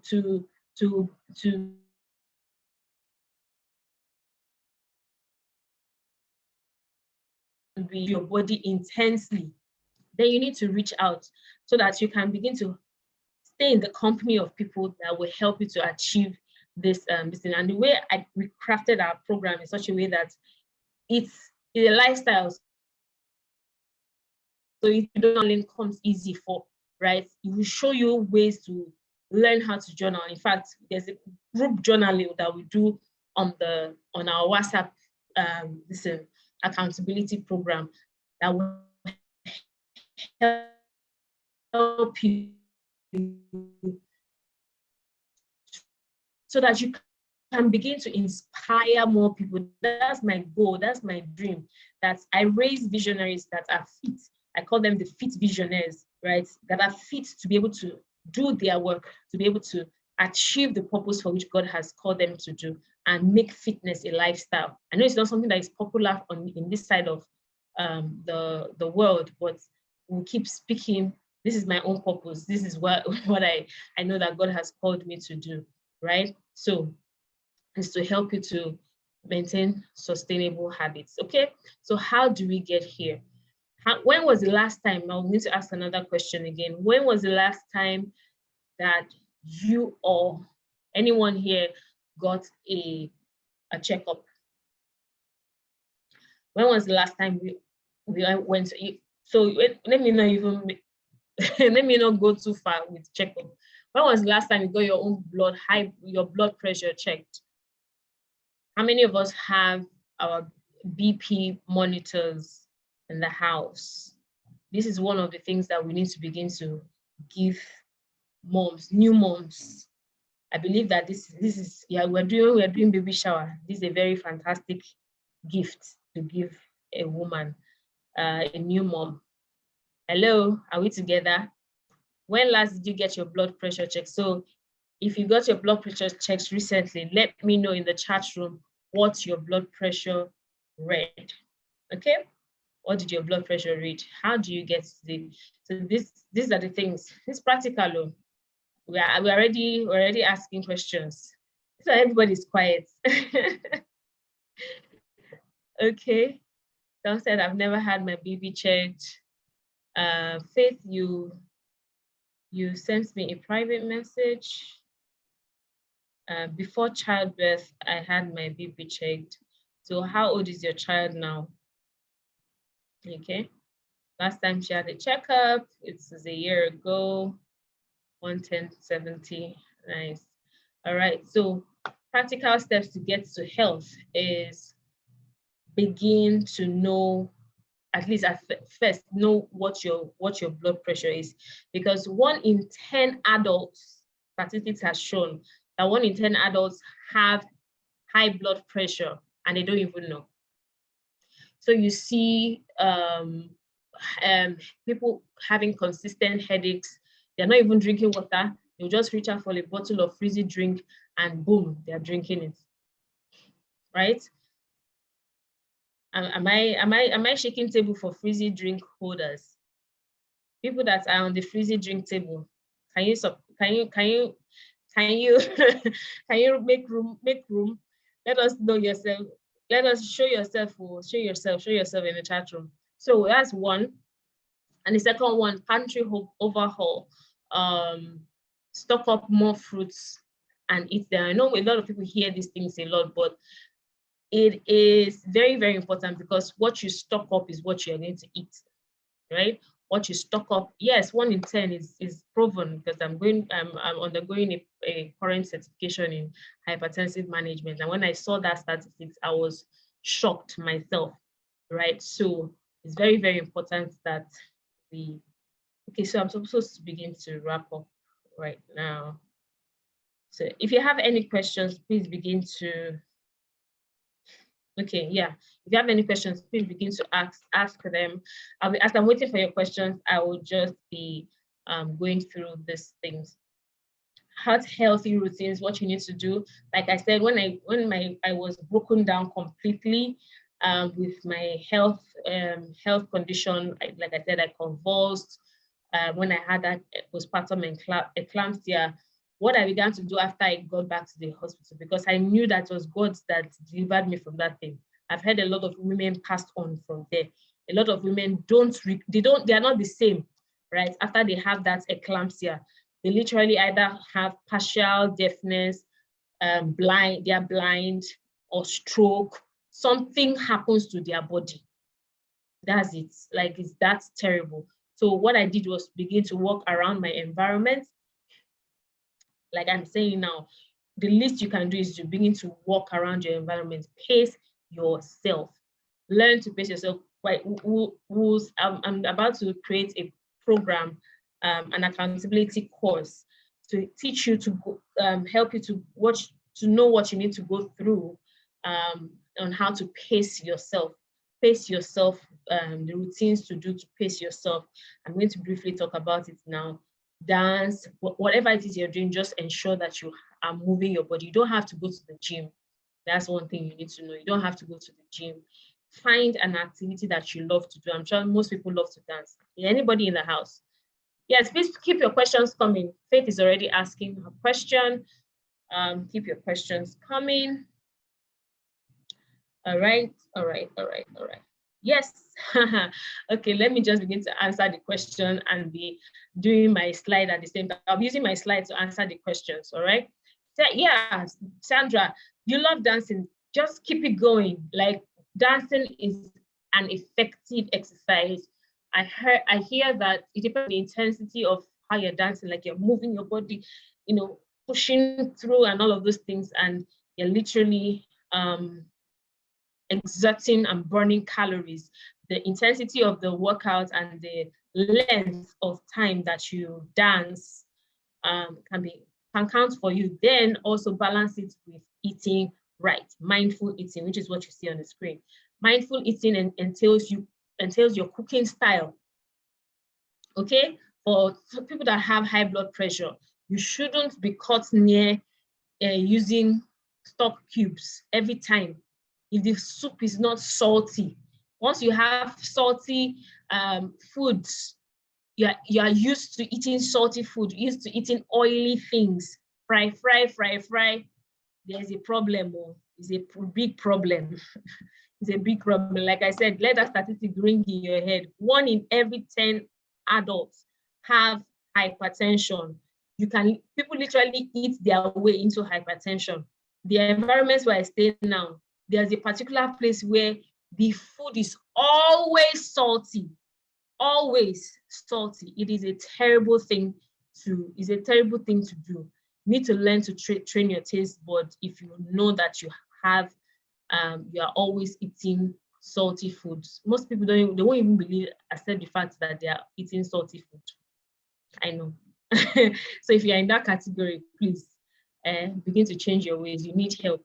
You need accountability. You need counseling. You need therapy to come out. It's an addiction, right? If you have addiction to sugary drinks, I hear that somebody is asking if fruit juices such as that, I will not call the name, is classified as sugary drink. Yes.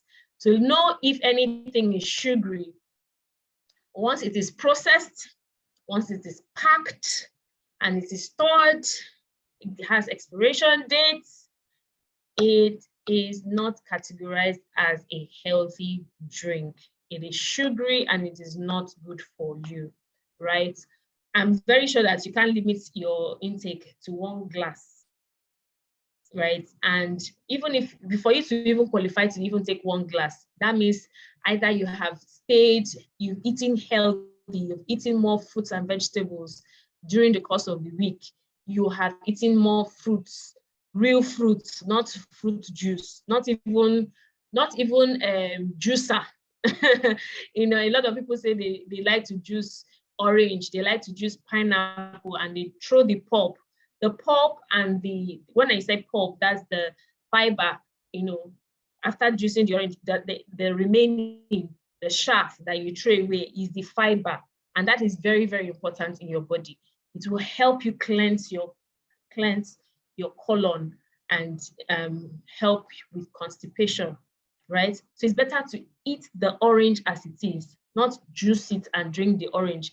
If you juice it and drink the orange, you take in more sugar, even if it is natural sugar. It is natural, it is good sugar, it has vitamins, but it is not good for you. So even too much of a good thing can be bad. So you should eat the fruits whole as it is, not trying to look for quick fixes, okay? And it's even cheaper.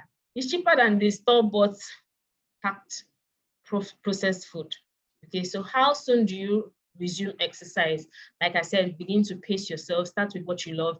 If you love dancing, do dancing. If you love riding cycle, go ahead. If you want to, whatever it is that you love to do, just go ahead and do it, right? So as I wait for more questions, I hope I have not skipped any question at all. Let me know if you have any questions, please, you can drop them. If you have felt any of these, eating or sleeping too much, eat earthy foods, less processed foods. Earthy foods and less processed food. journal your thoughts. We've been talking about journaling for a long time. And you feel unusually confused. Okay, if you feel unusually confused or at the edge or anxious, get an accountability partner. If you're scared of looking yourself in the mirror or appreciating your beauty, begin to speak to yourself, daily affirmations, talk to yourself, pace yourself if you feel like you're always not able to achieve your daily task. Pace yourself, you are your own competition. All right, so I think I'm going to stop here. Yeah, thank you. Thank you very much. Thank you. Thank you. Please, everyone, just say your thanks to Fleximum Coach. I have a few questions if nobody has any questions to ask you. Thank you so much. Yes, thank you. Yes, thank you. Thank you. Guys, please just, I saw Luchi from Ghana. That's Lucinda Bachman. Please just say where you're joining us from. Jane from Kenya. Thank you everyone who has joined us so far. Thank you so much, Idala. Too many nuggets from your. Thank you for being vulnerable, sharing your story with us about eclampsia and educating us along the way. So good. I love how you said emotions affect your anatomy, and this is something that a lot of us don't know, that emotions actually affect our anatomy. And you were saying that there was a time when you were really upset and you began to have a headache. And I've shared this with the ladies at TALA before, but you know what? I can just go ahead and share my own experience with that. And in fact, that's where this entire course was actually, the course on self-mastery and unforgiveness, those models, that's really where it was born from, such courses. And this workshop, it was from that experience, because it made me think deep, on the relationship between emotions and our body, the relationship between our minds and our body, and how our mind really going to affect our anatomy and everything that happens. From Ireland, you're welcome. Thank you guys for joining every time. There's a question there from Precious, so we'll read it. But let me just share my story. So sometime last year, I had COVID. And I remember that it started on this day when I was having this intense argument with this person. I was so worked up, and we're just having it back and forth. But you should have known what this, what that. And it was just back and forth and back and forth. And I just began to feel this impending headache. Now, I used to have terrible migraines that I was healed from. This thing didn't feel like a migraine, but it was right there in my head and it was hurting. And I said, oh, there's a looming headache. And I was like, you know what? I can't do this again. And I got up to leave. And I went in, to grab my bags and all of that. And I remember I left. 30 minutes after, in fact, from that time, I just started, it just started degenerating. And I remember that 30 minutes later, I had to run home. And I was ill. That was it. Very early the next morning, they had to rush me to the hospital. That was how I had COVID. And not because that made me ill. That didn't make me ill. But what that did was weaken my immune system, because it was possible to have had COVID and be asymptomatic. So when you said emotions can really affect your anatomy, I know. It's stress. So when you're facing stress, you're constantly releasing cortisol. Constant release of cortisol is very harmful for your body. So your immune system is designed to wake up your fats and your carbohydrate metabolism. It jolts it. It's as a defense mechanism, but it also can be very, very negative. It can affect your digestive system. It can affect your kidneys, like you said, and a whole bunch of stuff. So yes, I really can relate to that when you said that. But I just want us to go ahead and take the question that I saw right here. Someone said, at what time should one stop eating in a day? Oops. Okay, more questions coming. At At what time should one stop eating in a day? I heard that eating at night can be harmful. And that person said, and then the second question is, must you eat starch? Must you eat starch, protein, and veggies together? Yes, that's it. All right, can you hear me? Let me know if you can hear me. Yes, yes, I can. Okay. Okay. So I like the question about eating at night. You know, even me, I struggled with eating at night and all of those things. But one thing I always say is that if you know that you know your body and you know what eating at night does to you, right? You have taken note of how you feel after you eat at night. You know that when you eat at night, you feel your chest is like tighter, and you feel constipated. You feel like your body is choked and you feel heavier. Then you really have no business eating at night. So there are some people that eat at night, go to work at night, right? For those people, they're actually going to be burning the calories, the food that they have eaten. So it's not a one size fits all. There's no one size fits all rule when it comes to weight loss or your fitness lifestyle. It is what exactly you be true to yourself. You know, my husband will always say, "To thyself be true," and it's a quote from one of these very old quotes, right? But you need to be true to yourself. You need to write these things down.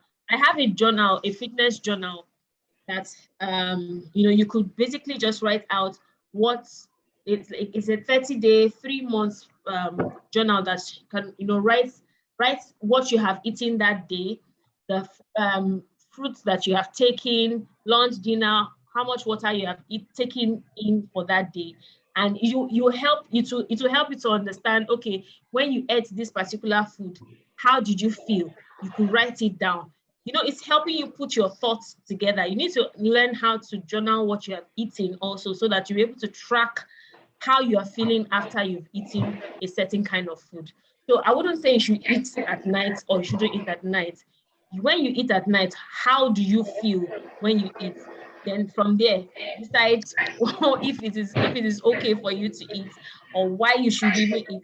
I wrote an ebook some time ago on what you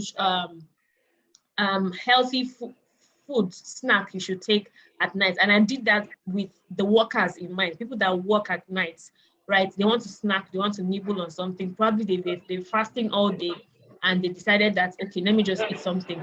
You can actually take light crackers.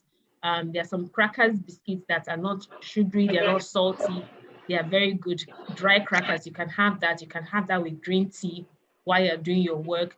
You can have yogurt, while you're doing your work and all of these things. But I would not tell you that you should go and get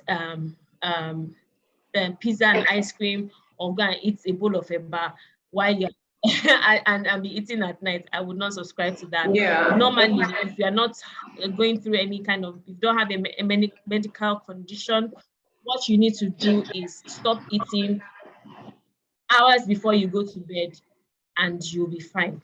Yeah. Okay, so I think the key point there would be, I think the key point there would be to yourself, be true.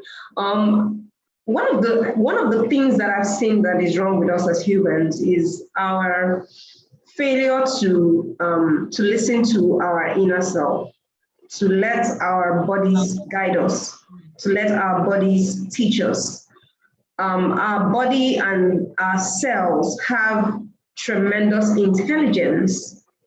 And this is how we were created. We were wired for love. We were created in love, steeped in love. And it goes down to every fiber of our being, including ourselves. And this is scientifically proven, even in quantum physics. That humans were created in love and in relationship and steeped in it. And right there in ourselves carry tremendous intelligence to tell us what is good and what is bad for our bodies. And it's amazing. It's amazing. I remember then that if I had a headache and I want to eat something, my body would tell me whether that is good or bad for me. I would know. When I was it was the same thing. But when I was pregnant, it was the same thing. It became higher. I'm telling you, maybe I'll say it's a higher sense of intuition. But I would know that this thing, if I eat it, there would be a problem. It would be bad for me. So why don't we begin to pay our attention? All have it. Everyone, single person. We were all created. We all have it. Yes, Dr. Pero said it, live from the inside out. Pay attention to what is going on in your body and stop looking for a one-size-fits solution so that you say, oh, that person said I should try it and I tried it and it didn't work. Oh, that's how I joined that one and I did it and it didn't work. Please, nothing works. That's the way my life is. And so you give yourself the perfect excuse to be disastrous or to be unfair to your body. I cannot come and keep myself. Do you understand? Hey, because I tried this and I worked out. Another beautiful thing that you talked about was find your uniqueness. And then you said emotions can affect your anatomy. And we talked about stress. Yes, how cortisol levels. Yes. I think that's pretty much it. I think you did justice to this topic. Thank you so much for coming. Thank you. We are wrapping up with our last facilitator, and we're coming to the end of this workshop. It has been an amazing ride. I'm sure you'll agree with me since yesterday. Let me take you off the spotlight, even though you're very beautiful. Thank you, everyone. Just say thank you to Idala. Say thank you. Yeah. Thank you, ma'am. Thank you. Slimming tea product healthy and the use of waist trainers. Healthy is subjective. There's green tea. Green tea is proven to be healthy. Hey, which one is slimming tea? Which one is slimming tea? Okay, you want to quickly answer that one, Abi? Yeah. I know a lot of people will have questions that they want to, so they can reach me on my Instagram page. I'll try as much as possible to answer your questions. Right, if you have any question, because I know we have to go to the next facilitator. Yes, please. So for green teas and all those slimming teas, green teas and slimming teas are different things entirely, right? So they are not the same thing. Slimming teas are the ones that make you go to toilet and stool out all the water in your body. The fact that you whatever it is you're going to have on the scale, when you go to the scale, is just you minus water weight. No, fat has not gone out of your body. Your fat is where it is. And even if you feel like, oh, my tummy is now flatter because I took the slimming tea, know that you are not sure of the content of what is in that slimming tea and are at risk. All right. So you have to be very, very careful. If it is not filled with antioxidants, which green tea I know it consists of, then you should really be staying away from any kind of slimming tea ever. There is nothing there's no shortcuts when it comes. There's a process when it comes to fitness. You have to stick to what you need to do. And if you're having if you're struggling with that, you need help, you need accountability. Reach out and start it. You can create that habit. All right. Get yourself off. As a visionary, you even need to learn how to go through that process, right? You need to come out of where you are and move towards the goal that you need to be, right? So let's not think of quick fixes. When you think slim tea, they are still thinking of quick fix, and it's not going to help you. Love it. Thank you so much. Yeah. Thank you so much. Please now, no quick fixes, please. And this rave about losing weight, yes, lose weight. Honestly, I tell people, even at work, I say it to the ladies, I'm not really a weight loss person. Just maintain a very healthy weight. More importantly, be fit. Because I'm interested in what's going on up here. And a lot of people are having emotional issues, mental health issues because of weight loss. And some of you, your genes are different. And then you're looking at someone who has this very slim, TTT, tall gene everywhere. And you want to be just like that person. Embrace yourself. Embrace your uniqueness. Love yourself. You are beautiful the way you are. You are beautiful. Love yourself. I'm serious. this rave about weight loss is a societal thing. Oh. You know, sometime way back in the West, it was women who were slim and tiny without butts and everything. But now look at everybody going to get jobs, butt jobs and all of that done to look a certain way, to look fuller and thicker. And everybody is hitting the gym and doing squats because they want to look a certain way. But it was not in vogue at some point. And don't let the society place demands on you. Okay, protect your mind, protect your health. Go fit, go the fitness route. Your weight loss can even be a byproduct of your fitness routine. And that's what I do. I mean, and obey your body, listen to your mind, listen to your heart. When it comes to eating, listen to yourself. Pay attention to your God being. Pay attention to it. You have that on the inside of you. Thank you so much, Flexible Coach. Thank you, all of you, for staying. I'm sure that it's been very impactful. This is the African Lady Ambassador Academy. We put together this emotional wellness workshop for you because we see that a lot of people actually need it. We all need to be whole. We all need to live abundant lives. And what's an abundant life? It's a life of peace. It's a life of joy. And, you know, if we want to go spiritual, because today is Sunday, we say it's a life of righteousness as well. Righteousness, peace, and joy. Okay, but more importantly, is a life of peace and joy, even regardless of chaos, regardless of conflict. It's a life of good health. And Idala said it, that your soul prospers, as your health prospers, as you prosper. So it's just to give you, just be okay enough to live a fulfilled life, a fulfilled, a joyful, a healthy, and a peaceful life. And this is why we put this together for you. So you can follow us on IG.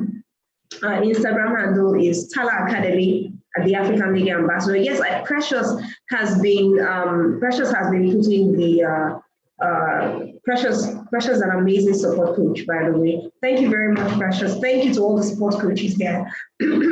So please follow us at our handles on Facebook, it's TALA Academy, on IG, it's TALA Academy as well. I saw her putting the accounts up there. Yes, please, you can fund our account, fund our cause. We're doing quite a lot of things. I tell people that over 90% of the people who have come through our academy came in on scholarship.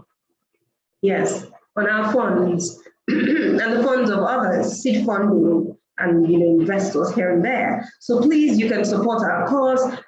We will continue, but it will be good that you support what we're doing financially. Precious will keep putting the account numbers out there. So thank you. Let's go into the last. We'll be hearing right now from Samuel Nisi Uche, who is an amazing life coach. He's fantastic. He'll be talking to us about mental resilience, and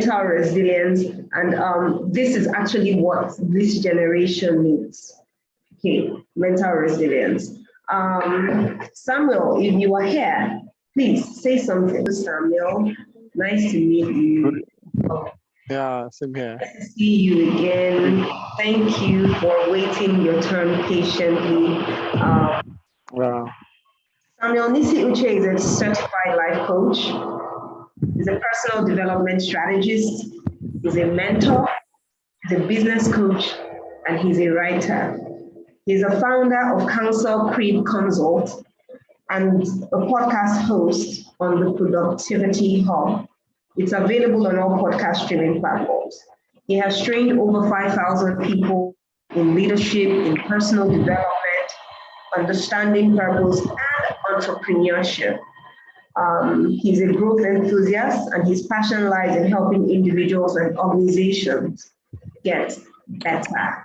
Might I add that he has a very robust community, online community, thousands of them, and on WhatsApp. I have been there to teach once, and they are youths that are bursting with so much energy. So welcome, Samuel. Looks like you've had a day.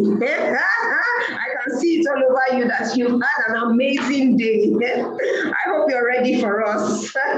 You'll be taking us today on mental resilience. So I'll just hand over to you, and this is our last facilitator for the workshop. All right, thank you, MJ. I'm so excited to be here. Good evening, everybody. And like I said, I'm excited I'm here, and we're talking about something that is very, very important, especially in this dispensation of time. All right, thank you, MJ, for having me here. I see that's a real privilege, and I don't take it for granted. Okay, you're an amazing person, and I get so much inspiration from you and your work also. As a lot of things, I always tell you that. Yeah, and to all the speakers who have spoken, it's been amazing. Okay, the last speaker talked about a lot of things, and I think I fought so much when it comes to taking care of my body, and I learned so much from that session. And thank you so much, Fleximum, and also the doctor who spoke on depression. Wonderful sessions. So today we're going to be looking at, rather, right now we're going to be looking at mental resilience. Mental resilience. The thing is, every one of us, we go through stuff. Okay, looking at the dispensation of time, there's a lot of things that can really make you feel so withdrawn from living on a daily basis. The truth is, like every one of us will say, the economy is bad, things are getting worse, the cost of things are high, and so everybody's complaining about one thing or the other. Do you understand? So in this time, or in this age, in this part of our world, things are not just so nice. Everybody is complaining. So a lot of us are having what we call going what we call mental pressure. A lot of things are making us feel like not going on anymore. You see, the suicide rate has almost doubled. A lot of people are just going through a lot mentally, and this is costing us as young people. The more people begin to fall into depression, people fall into frustration. Okay, then the ability to resist all this becomes weaker. Okay, so it is important that we look at mental resilience and see how we can be able to manage the situation. The truth is, every one of us needs this. Okay, irrespective of where you are, every one of us undergoes pressure at work, at school, in our relationships with people, okay, in our families. We go through what we call pressure. We undergo pressure. But how we can be able to deal with it is what I call the deal breaker. Do you understand? So, permit me, I'm going to be sharing my screen. Let me just share a few things so that I just kick off. It doesn't look like I'm talking so much from my head. All right. So, like I said, we're looking at mental resilience. We're looking at mental resilience. Okay.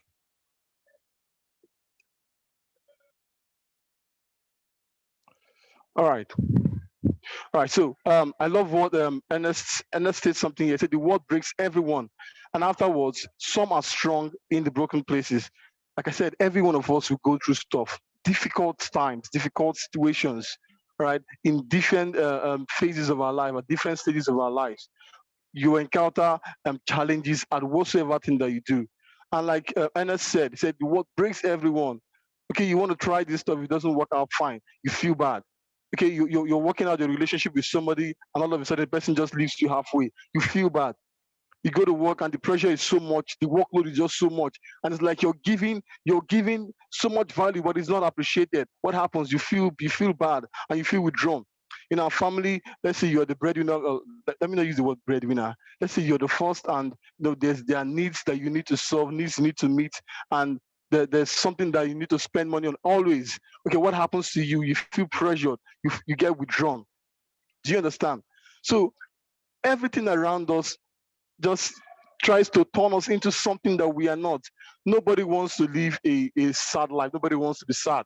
Nobody wants to be frustrated. But somehow we just find ourselves in that situation. Now, what is important is, like Miles Muro said, say, it is not what happens to you. It is not what happens to you that matters. It's how you respond to it that makes a difference. So how we respond to what life presents us is really, really what we should take note of. That is what makes the difference. That is what determines if we can be able to bounce back strong or not. Just like the introduction said, I said we may not have control about what happens to us, but how we respond can be a catalyst to if we bounce back better or get stuck. The reason why most people end up committing suicide, the reason why most people end up feeling withdrawn, feeling frustrated, depressed, is because you just got stuck somewhere. It is not because you just want to be there. Okay, nobody is excited about such, but somehow they feel like they cannot go on anymore. What is going on there? Okay, they don't have that resilience. Don't worry, we'll get to the definition part very soon. But what I want us to understand is every one of us at some point in our life, we have faced that block. We have faced that block. But how we respond to it is the defining factor. That is what is most important. And that is what we are going to be looking at today. Okay? So now let's go into the case and look at the definition of resilience. Let us look at the definition of resilience. I said mental resilience is the ability to bounce back from stressful or challenging experiences with a strong psychological push. The ability to bounce back, okay, from stressful or challenging experiences. So what you should ask yourself is how do I bounce back? Yes, I got for those of us in relationships, I got dumped. How do I bounce back? I got fired at work. How do I bounce back? I didn't meet up my sales target. How do I bounce back? Right? There's so much needs, family needs. How do I bounce back? My health is failing. How do I bounce back? These are the kind of questions that we need to ask so that we can be able to look for strategic ways that we can be able to get better. Do you understand? So somebody who has enough, or somebody who has mental resilience, is somebody who can bounce back. And it's not just about bouncing back, but bouncing back in good time. Now, every one of us, we have different genetic formations. So I am not exactly the same as you. I don't see the world the way you see the world. I am not faced with the same situations as you. Do you understand? But what is common amongst us is that every one of us at some point in our lives have faced situations that make us almost feel withdrawn. Personally, I've gone through that phase of my life a lot. You get? So at some point in my life, I felt like I was giving so much. I had so much to give, but it was like nobody was looking in my direction. I felt lost in this world. I felt like, come on, Sam, what are you even doing? I had so much in my hand to offer, but it was like it was not just enough. Do you get? So I became withdrawn. I lost hope. I lost the faith to keep fighting. Now a lot of us go through that situation. The other day I saw someone who okay, I'm sure most of us saw it. That was last year. A young boy who jumped into the lagoon. Why? Because he felt he was so tired. The whole world was just coming down at him, and he just couldn't comprehend. And he felt the best is I just feel like ending my life, suicide, and that was it.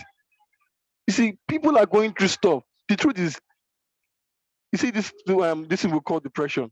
Okay, a lot of it is not reported. Some people are going through depression, but they don't even know. They're not even aware because we are not taking our time to understand it. Do you understand? So mental resilience is the ability to bounce back. How often, how well do you bounce back from situations? How well do you bounce back from situations? How well how often do you see you need to keep pushing and keep fighting? You see people, their businesses are closing down. Sorry, I'm a business coach. Let me talk a little about it. I see a lot of people whose businesses are closing down because they feel like the market is so competitive. I don't think I can cope. So I think I should just drop it and just look for something else or manage a little I have. What is happening? They are not able to resist. They're not able to bounce back from the pressure that the world is mounting on them. For you to be able to deal with all of this, you need to create what I call a mental firewall. A firewall is more like a resilience, something that pushes you back. When the world tries to tell you you can't, something that pushes you and tells you, come on, you can try, just keep doing it. Somehow you would win. Do you understand? Okay, so the second part said it involves being able to adapt to changes and approaches, and approach negative events, sources of stress and traumatic events as constructively as possible. There are some events that we do not have control over, like the loss of a loved one. You don't have control over it. Okay, maybe something happens and you had an accident, something, you don't have control over those things. So sometimes it is not your fault when bad things happen to you. But staying there, being stuck is within your control. It is yours, it is your decision, and it is yours to manage. So I'm not so careful about what is happening to you, what has happened to you. But my focus is how are you responding? I want to use the word react. Because I tell people, don't react to situations, respond. Let me just do it a little different. So when someone walks up to you and slaps you, and normally you see a need to slap back. What happens? You have reacted. But when someone does that to you and you're like, why? Now what you're doing is you're trying to respond, understanding the situation. So most of us, life happens to us and we react. Since it's not going well, then what's the point? It means that it can't go well. We are reacting, not responding to analyze the situation. Do you understand? Now, note this, okay? Don't get it twisted. Being resilient doesn't mean that a person doesn't experience difficult life events. Some people feel that if I have mental resilience, it means that I can't experience difficult life events again. No, rather that they are better able to cope with them when they occur. So if you are able to walk up, build mental resilience, what it means is that you are able to cope, you are able to adapt, okay, you are able to switch. Do you get? I'm not saying you should get comfortable with the pain, okay, but I'm saying you should learn to adapt and find ways to be able to push, break out of it. Okay, so mental resilience, like I said, every one of us experiences it. You get? Every one of us experiences it, and some of us have stayed withdrawn in our closets. I was watching a skit on Facebook, and I don't know, I can't say it word for word, but a young boy was asked, "Okay, so what plans do you have? What plans?" And the young boy said, "I don't have any plans." So the interviewer asked him why. He said, "In this country, nobody can have a plan. It is the country that will plan you. The country decides what you become. The country decides your outcome, where you eventually end up." It looked funny, but I felt so bad. Not for him, because he got that orientation from somewhere.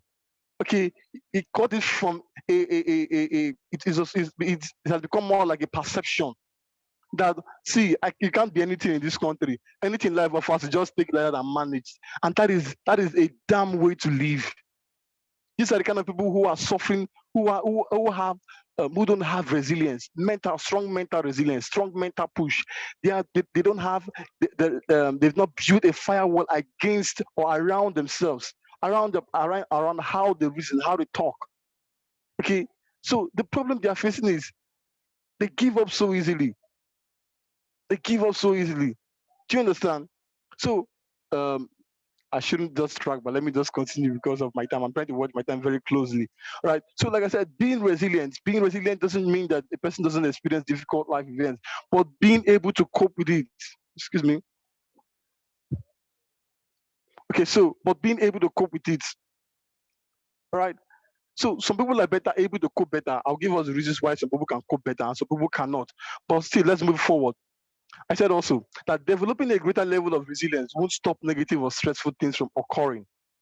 However, it can reduce the level of disruption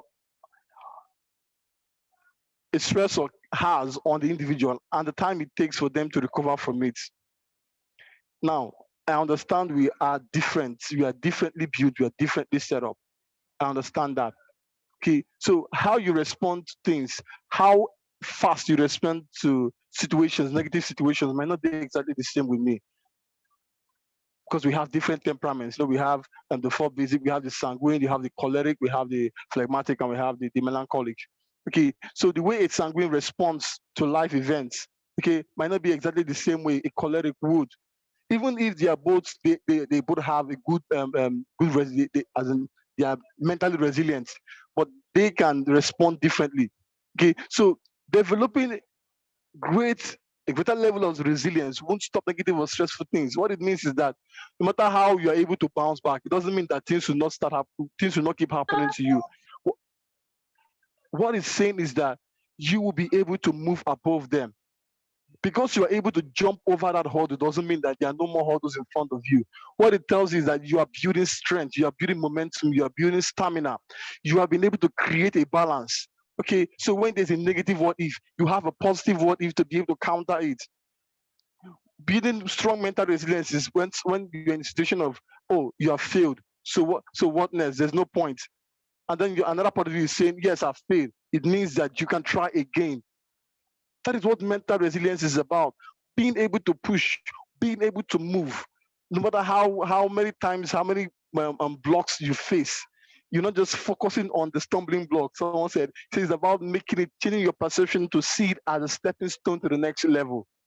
Do you get? So every one of us in this our time, let me tell you, you need to build that firewall. You need to be resilient because things are not getting any better. I tell you, I'm not trying to be pessimistic here, but I'm trying to give you reality. Okay, things are not looking like they're getting better, especially economic wise. So, and from last year, we already had so much fears this year. For those of us in Nigeria, especially, we had the rumors of the hike in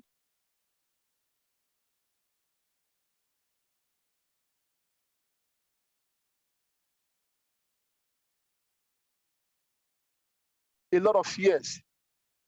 So people who had already said, I had people around me who were like, man, next year go tough, next year go hard. Oh. Guy, I'm all, I don't know. People were already scared. But I told myself something, except I have lost my sense of reasoning. For every negative thing that comes, you would always find the opportunity in the challenge. That is what resilience does. Okay, it makes you see that, okay, this have gone bad, okay, but this is also an opportunity for you to make things even better. Sometimes to get better, things have to get worse. So mental resilience gives you that psychological push to make you understand that, yes, I can do it. It's not easy, but I can go on. Okay, so I'm developing the greater resilience because I want to be able to navigate through negative things, through stressful things that occur in my life. Okay, so that even when I face I'm encountering pressure at work, I'm able to deal with it. Even when my partner is putting so much stress on me, I am able to deal with it. Even when family is mounting so much pressure on me, I am able to deal with it. Even in school, this lecturer I don't have time to rest. It's like the whole system is just not suited for me. You are able to deal with it because when you are stressed, okay. So let me come this way. When you are not able to manage stress, okay, then it shows that your resilience, you have your resilience, your ability to be able to withstand pressure is low. Now your life, you begin to live a life of complaining. Things are bad. You begin to complain and whine here and there. You begin to nag unnecessarily. But somebody who is resilient is not looking at the negative outcome. He's already strategizing ways to make things better. Do you understand? Okay, so note this. I said, due to different life situations, resilience varies from person to person and can fluctuate throughout the lifespan due to the changes in experience and circumstances. What it means is some people can deal with academic pressure, but may not be able to deal exactly with family pressure. Some people can deal with family pressure so much, but cannot deal with pressure at work because we are differently built. So do you understand? So what we need to do is learn, like I always said, learn to create a balance. Learn to create a balance. A lot of us are struggling because with our lives there is no balance. And you can only create balance if you develop good self-awareness skills, okay, develop emotional intelligence, being able to understand yourself, where you function, and how best you can live your life, irrespective of the stress, irrespective of the situations that will come that will present itself to you. Okay, so a lot of things a lot of factors impact resilience. A lot of factors impact resilience. Okay, now your from the place I'm reading, it says individual health and well-being can impact it. Okay, your sense of self and sense of purpose in life. Now, that is why we always tell people, talking about emotional wellness, you cannot touch one part and leave another part out. In the past, the second thing, throughout this workshop, we've been trying to touch a lot of areas because all of them, they are connected. They are all connected. You understand? Yesterday, we talked so much about the mind, about wellness. Okay, we talked about our health today, talked about depression. Do you know what we're doing this time? We're also talking about mental resilience today because we want to make you know that they are just a whole, they are a pack. So if you're talking about, okay, let me build mental resilience and live emotional intelligence. Let me build mental resilience and live self-awareness for now. See, you will not be productive. You need to tackle all of this is connected to your psychology, to your mind. Okay, so your sense of self and sense of purpose in life can affect can affect resilience. So TALA teaches clarity of purpose. Somebody who understands, okay, this is where I need to be in life. This is what I need to do to get to that point in my life. Those kind of people don't struggle much with resilience because they have a purpose. They know where they are headed. People who struggle more with this issue of resilience are those who have not really understood their life's purpose. Like just like that young man said, like the example I gave us, he said he does not have any plan. It is this country that will plan you. Why would you say such? Now, I'm not saying those who have clear purpose don't face challenges, okay, or don't face stress. I'm saying these ones would have a better chance of bouncing back. You have a better chance of bouncing back. Why? Because you know where you are headed. You know the vision that has been set before you. So you know the path that you ought to follow. So even when you see challenges, you know, okay, this is where I'm headed. So even if this path does not work for me to get this destination, I think there's an alternative route. I know some of us who live in Lagos, you know that you need to know different routes to your destination if you must get to anywhere you're going to in Lagos on time. Because when you're taking route A, there's a hold up. If you don't know the alternative route, you will stay stuck there. But if you know your destination and you know this is the path that leads me there, these are the paths that lead me there. When you are stuck in one, you know, okay, I can take this other route. What happens? You don't need to struggle because you don't even need to struggle with resilience. Why? Because you already have knowledge of where you're headed. Still note, I am not saying that people who know where they're headed in life don't face this challenge of stress and depression. I'm saying it is easier, much easier for them to bounce back. You get, so some other things can affect, factors can impact resilience. Talked about your degree of social and community connectedness, your life history and past experiences. This is one is I think thank God we've talked about trauma here already. Okay, we've talked so much about trauma. You can understand that a lot of it is how will I put it? When we talk about trauma, we talk about how bad, how sometimes you can make you just lose your mind. You really can. You're faced with a near-death experience, and you're like, each time there's a friend of mine. Sorry, let me just share this. A friend of mine, she had an accident that almost amputated her hand, her left arm, and so we are going to see a friend, another friend too. So while we are in the cab, we are on the bridge, this Echo bridge, and somehow the vehicle got bad, and so the driver was trying to fix it. But because she was on the bridge and Trust Lagos roads, and the trailers were parked by the side and we were trying to struggle the road with commercial other vehicles, she was so scared. She was shaking. She held me. She was like, "Sam, please, let's come out of this car. Let's walk down. Let's walk down." Because that near-death experience was playing in her head again. She gets. So that is why it is important for you, especially those of us who have gone through very challenging situations, to be able to come out. Okay, learn techniques. We're going to talk about techniques, how you can deal with it. Learn techniques that can help you deal with such situations, deal with that kind of things, trauma, deal with depression, okay, deal with frustration. These things are things that help us, that determine, not directly, but they determine how well you live. They do. Okay, so individual factors such as genetics, personality, ethnicity, and economic background can also affect impact mental resilience. That is very true. So do you understand? So these are the things that can make it look like some people are more resilient than some. It is not. It is not certain. There's no meter to gauge it. But on a general basis, what I'm telling you is that every one of us is different.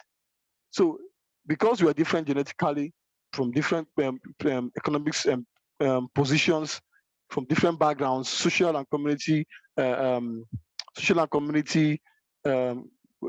differences, right? So we react and see things differently. Our perception to life is quite different. But at every point of our lives, at every area that we are coming from, wherever we are coming from, whatever our background is, we all need resilience. We need to create a mental firewall against whatsoever situations that we face. Now, let's talk about ways to build resilience. At 7 ways I mapped out that we can build resilience. Okay, one, have the courage to be imperfect. The reason why you feel frustrated, withdrawn, you feel depressed is because you want to be perfect. You want to match. You look at person B and you're like, I need to be like him.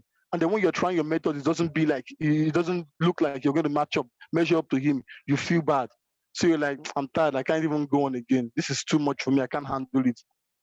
Because you're trying to be perfect. Sometimes parental pressure has made us want to be like that. I used to have that kind of that mindset before. My dad was someone who always wanted us to be you don't come back second or third in your school position. My father can really make you my dad can really make you feel like you are worthless. Okay, so a lot of times you're striving for perfection, not because it is really a thing, but because you're under pressure to meet up to someone else's demands. So a lot of my childhood I lived in fear because of the kind of father that I had. Thank God for now, he has loosened up a whole lot. My dad has loosened up a lot. But then it was so much. He placed a lot of pressure on us. So we need to have the courage to be imperfect. If this person is doing so well, try, even if you don't do as much as that person. I always tell people, make sure your target is being better than who you were yesterday. Don't try to work.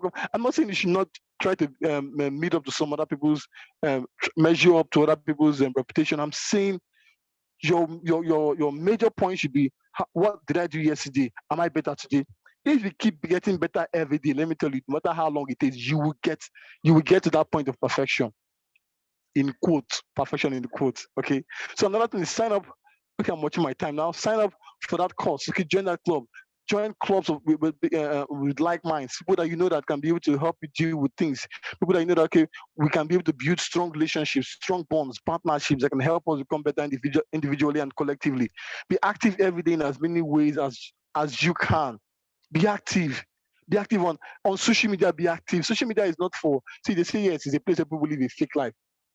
You can create your own definition of what to use your social media for. For me, social media is a place where I pass out information. I help people get better. When I'm on social media, I check out new trends and I learn patterns. Okay, this is what is happening. This is what is going on. This is how I can be able to adapt. This is how I can be able to add value. Okay, so don't feel that social media is not a place. It's a place for everybody. Be relevant on these spaces. Do you understand? Spend time with people who make you feel good. It's very important. Some of us, we have lost touch with our friends because you feel withdrawn. Let me tell you something. Okay, let me quote the Bible now. It said that God said, be fruitful and multiply and subdue the earth. Multiply. There's a reason for multiplying, because He wanted us to have partnerships. He wanted us to link up with each other and also be connected to Him. Of course, God did not create a world He will not be needed in. So He made sure that He wanted to be a part of us. It's a relationship. Okay, so meet with people, connect with people that make you feel better, that make you feel good about yourself, that make you feel good. I'm not saying people that make you lazy. People that make you feel good and at the same time productive. Okay, so do one thing now that you've been putting off doing. Try something new. What have I always wanted to do? Okay, I think I can try this. Try something new. Be adventurous. It makes you. It opens your thinking your thinking capabilities. Okay, it makes you creative. Try new stuff. One that has made me multi-directional today is that I was able to do a lot of. I tried a lot of things. I do graphics design. I'm a coach. I'm a business coach. Funny enough, I didn't even study anything to do with business in school. I studied civil engineering in school. Let me tell you this fact now. But now everything I'm doing is nothing close to what I studied in school. Today I'm a business coach. I'm a writer. I'm a speaker. I'm a personal development strategist. You understand? I do graphics design. I do digital marketing, affiliate marketing. I do a lot of things because I learned them. I'm a sales coach. I learned all these things. I was just trying out. Okay, this is a new thing I can try. Why don't you just put up? I registered for courses. I paid for courses. I bought books, and I just tried every possible means to get better. And I am still doing a lot of that now. And what does it do? It makes me feel good. It makes me feel like, yeah, you're doing so well. I appreciate myself so much because of these things. Okay, focus more on things that you can control. Don't set unrealistic targets.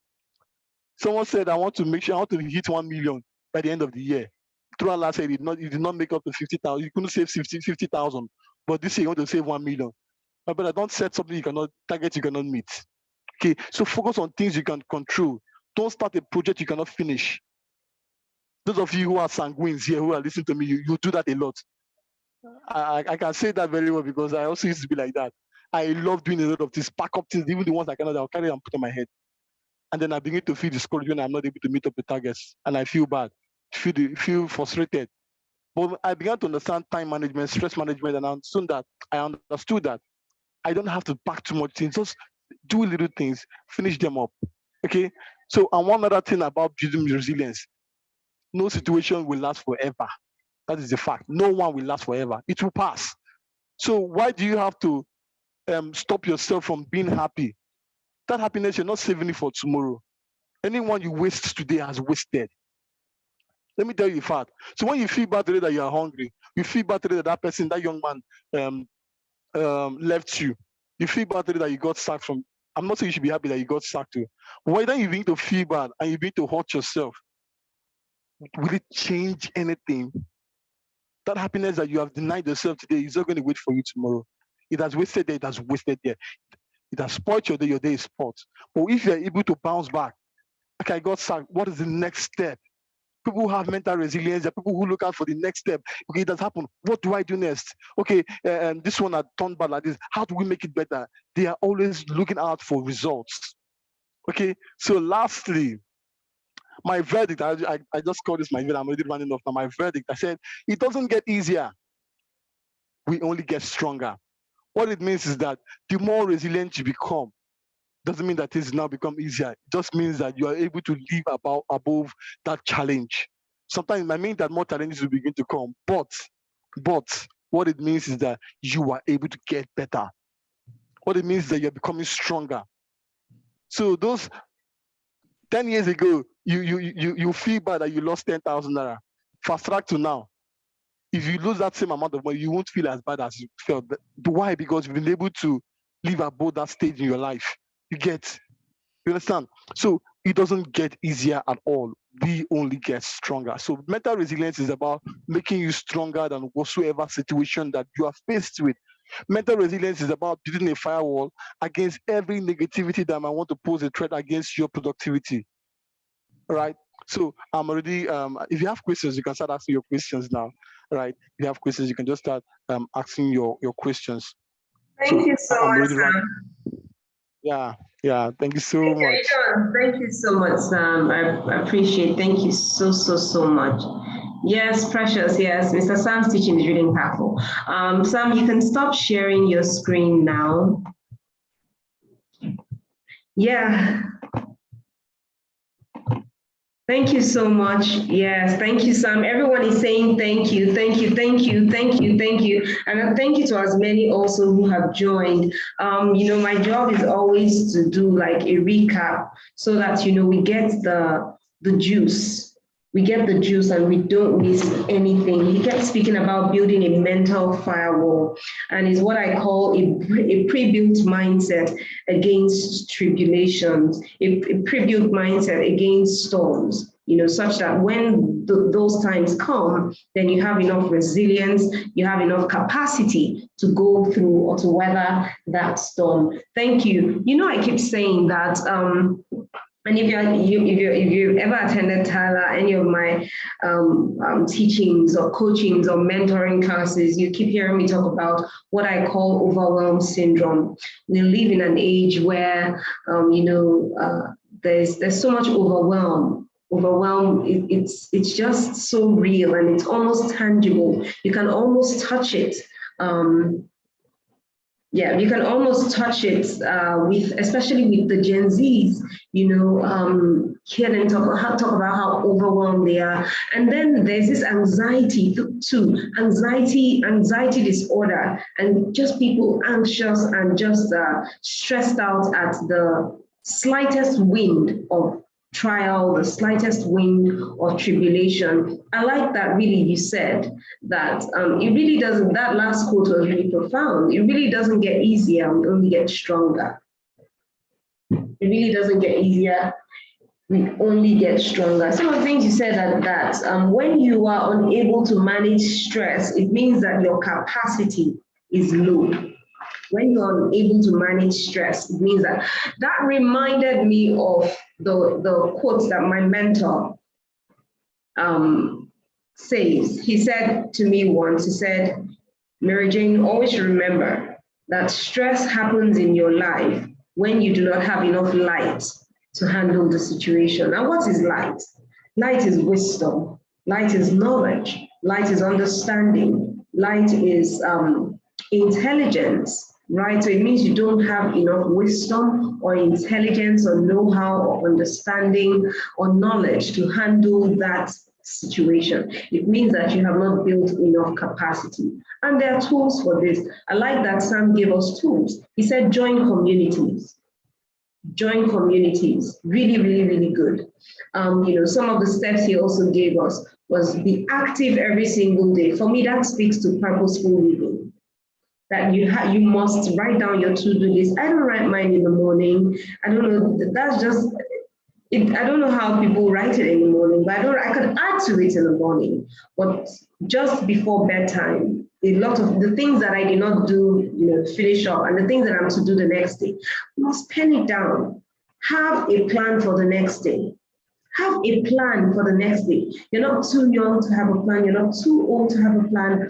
Have a plan for the next day, okay? Be active every day. Have a plan for the next day. People energy. I talked about people energy. So when I read there, when he said, spend time with the right people, it just spoke to the sources of energy that I mentioned here. We were in this place yesterday when I taught on emotional mastery. I talked about people energy. It is very, very important that you surround yourself with the right people. People who will emit the right energy that you need for your life. Some people are energy drainers. They will sap your energy. They are like blood suckers. It is through the words that they're saying. It is through the signal. How do you call it? The body language. It is through their contributions. It is through their perspectives. It is through what I am very mindful of the people that I let in my space. I'm telling you, in my space. So surround yourself with the right people because we are all this ball of energy. All of us, we have energy that we emit. All of us, every human being, we are all, forces of energy that we emit. So you walk into a place and feel a certain way, people see you and they look at you a certain way. Some people can tell you come with the right intention. Just surround yourself with the right kind of people. And he said also, focus on the things that you can control. And I find that to be so profound. On YouTube, I released last year about this, saying focusing on the things that you can control. And I remember very clearly what I said in that video. I said, listen, especially when COVID hit and there was a lot of anxiety and panic. And I said, listen, the things that are within your control to do. The things that you cannot control are the things that you should not bother yourself about. Please, I'll say it again. Let that be an anchor quote for you. The things that you can control. The things that you cannot control, you have no business bothering about it. At all. At all. The things that you can control, because this is a major source of anxiety. People are trying to control, people are control freaks. You want everything to go according to a certain pattern. You want your life to flow in a certain direction. And I understand it. It's a human feeling, but catch yourself from it. You have the ability to catch yourself from it. To say, why am I feeling this way? Why am I thinking this way? Okay, yes, because I'm human. You allowed your humanity setting, and then you catch yourself and say, no, this is not the right way to think. I am only human, and there's so much that I can control. There's so far that I can see. And that's what the faith work is about. That we really do not see everything, but we believe. So you've got to believe that everything will fall into place. In the right time, at the right space, everything will be just fine. But by all means, the things that you can control. So that's profound. Focus on the things that you can control. Another thing he says, remember that this too shall pass. And I say, you know what? And that's what also helped me during Patrick's death that I've talked about so much. I said to myself, it's dark right now. There is no understanding right now, but morning will come. The lights will shine again. The sun will come out again. Everything will be okay. You've got to tell yourself that. You've got to tell yourself, oh, you can't wait to be happy again. You've got to tell yourself, I can be happy. I will be happy. Not I can't wait to happen. Let me give you a trick, a hack. We mostly talk about the things that we do not want to see. How about talk about the things that you want to see? The universe, the earth does not respond to no, to the things that you don't want. No, it responds to things that the demands you place on it. So instead of saying, I can't wait for this to happen to me, say what you want to happen to you. I want to be happy. I really, really want to be happy. I really want to be happy. One day I will be happy.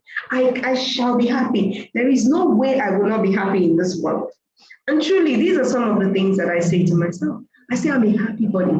I'm a burst of light and energy, good energy. When you see me, you want me in your space. You want me in your corner. You want me in your life. Yes, it is what I carry. It is what I believe. And it doesn't mean I don't have bad days, but I know that it will pass. It doesn't mean that terrible things have not happened to me. Some of you need to hear my life story. But still, life is not a bed of roses. Haven't we heard that since we were, in primary school? We have. Let's apply it. I love showing for me yesterday that says that, she came to the realization that God did not really promise us a sweet life. He said, in this life, you shall face tribulations. In this world, you will unequivocally, he said it clearly, you will face you. In fact, he said it too many times. Also, another time he said, if they persecuted me, they will persecute you. This cannot be your problem. You cannot be afraid of storms. Don't be afraid of storms. Look at yourself as an eagle. An eagle uses storms to propel itself to greater heights. Use the storm. Okay, use the storm. That's what we were designed for. That's what storms were actually designed for. That's what disruptions were designed for. We start with this guys first, then we move to other. That's what storms were designed for, and that's what it was designed for. When we go through storms, let's know that it's the next level. We are hitting the next level. Let me share something quick with you.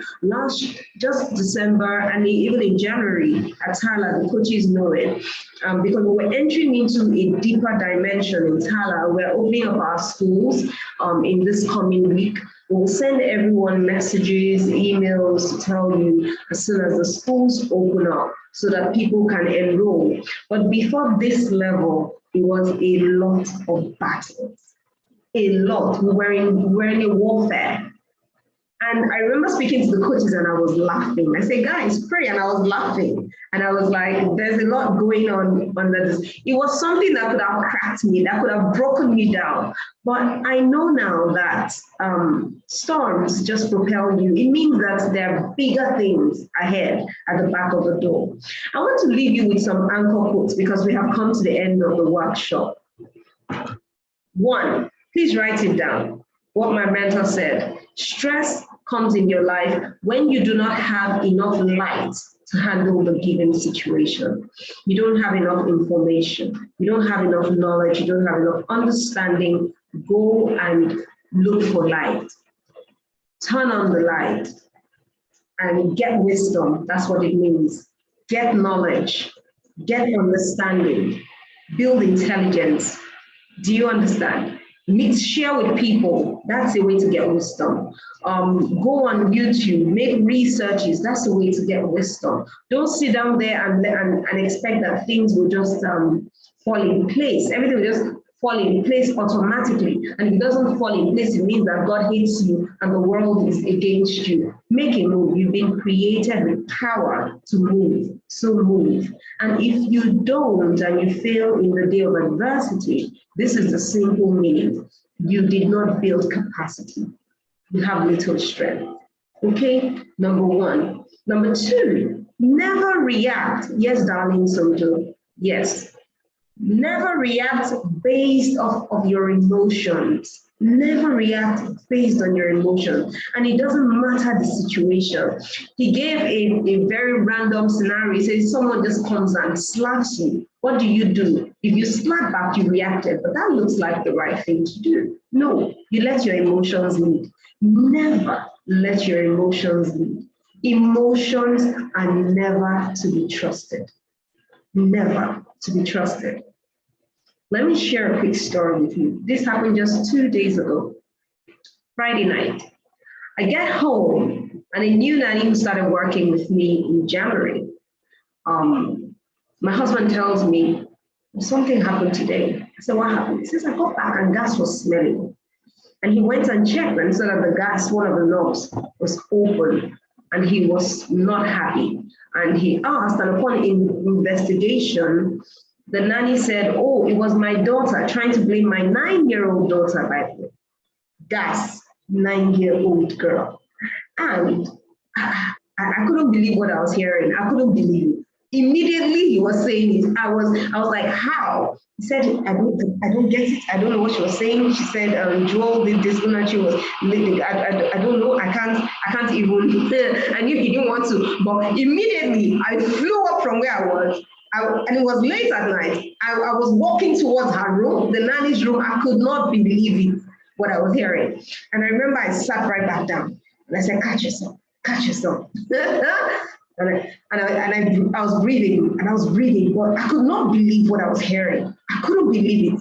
Gas, my 9-year-old in the kitchen, gas. What's going on? Hey, some things don't make sense, right? And I paused. And I let about 5 or 10 minutes pass. And honestly, in my heart, I knew that I was still enraged. I was still upset. And I was like, but Lord, this is the type of thing that you should talk about. This is the type of thing that you should raise the roof over. Literally, that's what I said. I said, this is the type of thing. And I remember saying, go have your bath, go and shower. I was like, no, I need to address this right now. And I let another 5 minutes pass. This is 15 minutes. And I walked to her room and I said, follow me. And in my mind, I'm trying to be calm. And I remember asking her, and when in fact, the things that she was just saying, I don't know, she wanted to give my son a bath and ask my daughter to heat up the stew. 9-year-old, have you ever seen her touch gas when I am around? I could not even believe what I was hearing. I was so enraged. And my friends will tell you, people who know me will tell you, that when I am upset, it's better I beat you up than talk to you. I won't shout. It's calmly. I will tell you the story of your life. Like, were you born with senses? Did you? Yes, it can be. I can't be like that. I'm reporting myself. I was emotional. I was stimulated. I was upset. But it seemed right. How dare you? Do you understand how can I leave you in the house with children and you cannot take it at your age? And at the end, when I left her, I took a shower and I was like, oh my gosh, I messed up. I messed up. Yeah, I was overcome with regret. I was like, gosh, why did I do that? This is not because what she did was right. Matter of fact, she didn't even, I remember saying, and you are standing there looking morose and you can't even apologize. And she looked at me and removed her face. Yes, because I had done an overkill. I had reacted from my emotion. I had reacted basically. It was emotions. She was right.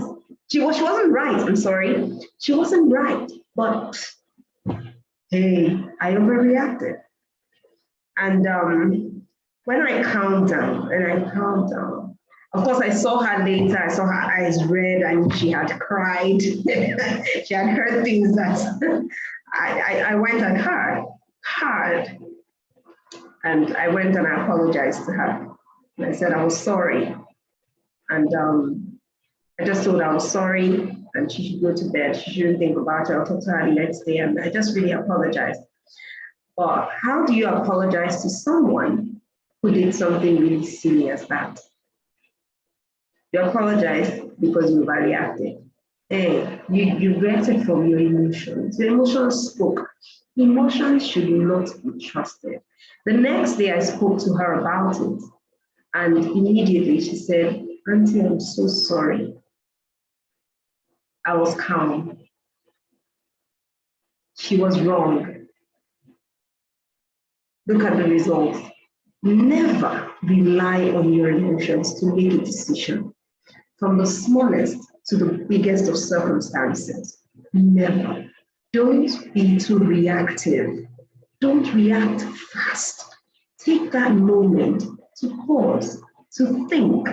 A lot of things can happen in your brain in the space of 5 minutes. If you cannot think at that time, because emotions can be a mess, can be a web, and that's why you hear you're caught in the web of your emotions. So if you're caught in that web, stay still and breathe. And sometimes speak to the right person. Just apply all the tools, but never react from your emotions. That makes you master of your emotions. Later, I would learn, I've never really operated a gas before like this. I'm like, this, she had never really operated that kind of system. So you've never used the gas before? No. So you learned in this place? All right. When you pause, you step into a realm of higher consciousness. You step into that realm of love and understanding and empathy. You can see, you're able to think, you can see holistically. Remember, she didn't do what was right. But then I have a bird's eye view of the picture just because I calmed down. If I didn't calm down, if I didn't apologize, if I didn't talk to her nicely now, from a place of curiosity instead of a place of anger, I won't get the information that I need.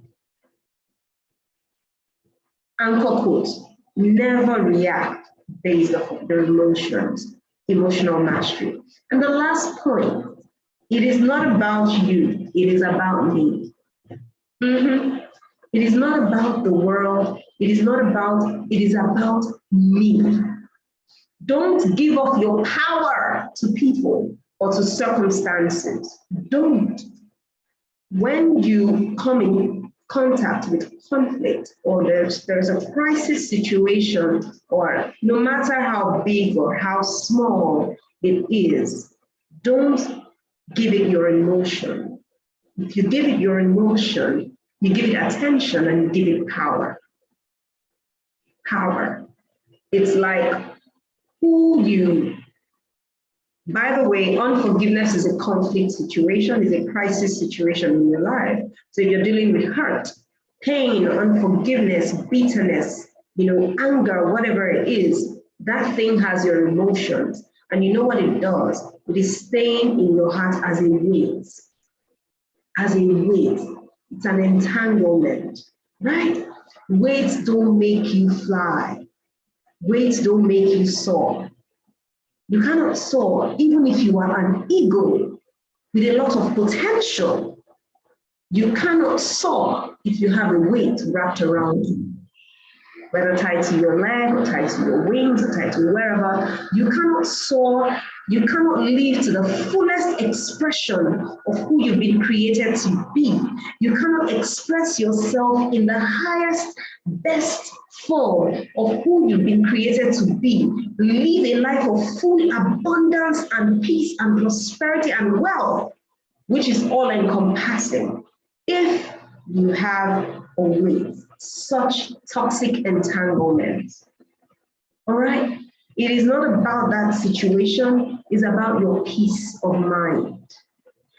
Remember yesterday, unforgiveness, bitterness, hurt is like drinking poison and letting another person die. It is toxic. It will affect your brain, it will affect your body, it will affect your mind, it will affect your spirit, it will affect your entire wellness. Don't let it. Don't let it. It is not about that person, it's about you. What do you do to get better from here on? Always remember that. Thank you so much for staying through till the end. It is such an honor for me to invite you out here and you respond to our call. I'm very happy. It's been so much light since yesterday, so much information, highly impactful. I've read some of your messages that you have sent to me. So I love you. So good to see you here. Thank you too. Thank you to all our facilitators. Thank you to all our supporters. Thank you to all our, love you too, babes. Thank you to all our guests, to all our support coaches at TALA, all the volunteers, those in our membership community. Thank you for all my readers, my email readers who see our mails from time to time. Let me say a special thank you to Precious. Precious, you're amazing. I say that all the time when I get an opportunity to. I love you so much. Thank you for the work that you're doing. We're doing tremendous work at TALA. You can support us by helping us, fund us. If you have fundings for us, that would be great. With your skill, you can join us, you can volunteer, just support us in any way that you can. It's a beautiful thing that we are doing already and we are set to do for the world. Yes, thank you so much. Love you guys, and I wish you a fantastic life and an abundant life. One more, yes, I read it. You're welcome. One more thing, I'm planning to have a physical conference to continue the emotional wellness workshop because this has to go far and wide. And I'm hoping that when we call upon you next time, you will be our ambassadors, you will be our marketers, you will be our publicists to just push the world so that much more people can attend and receive the light and transformation and healing that you have received. Yes, whoop, whoop, whoop. Love you guys. Have an amazing week and life hereafter. Bye.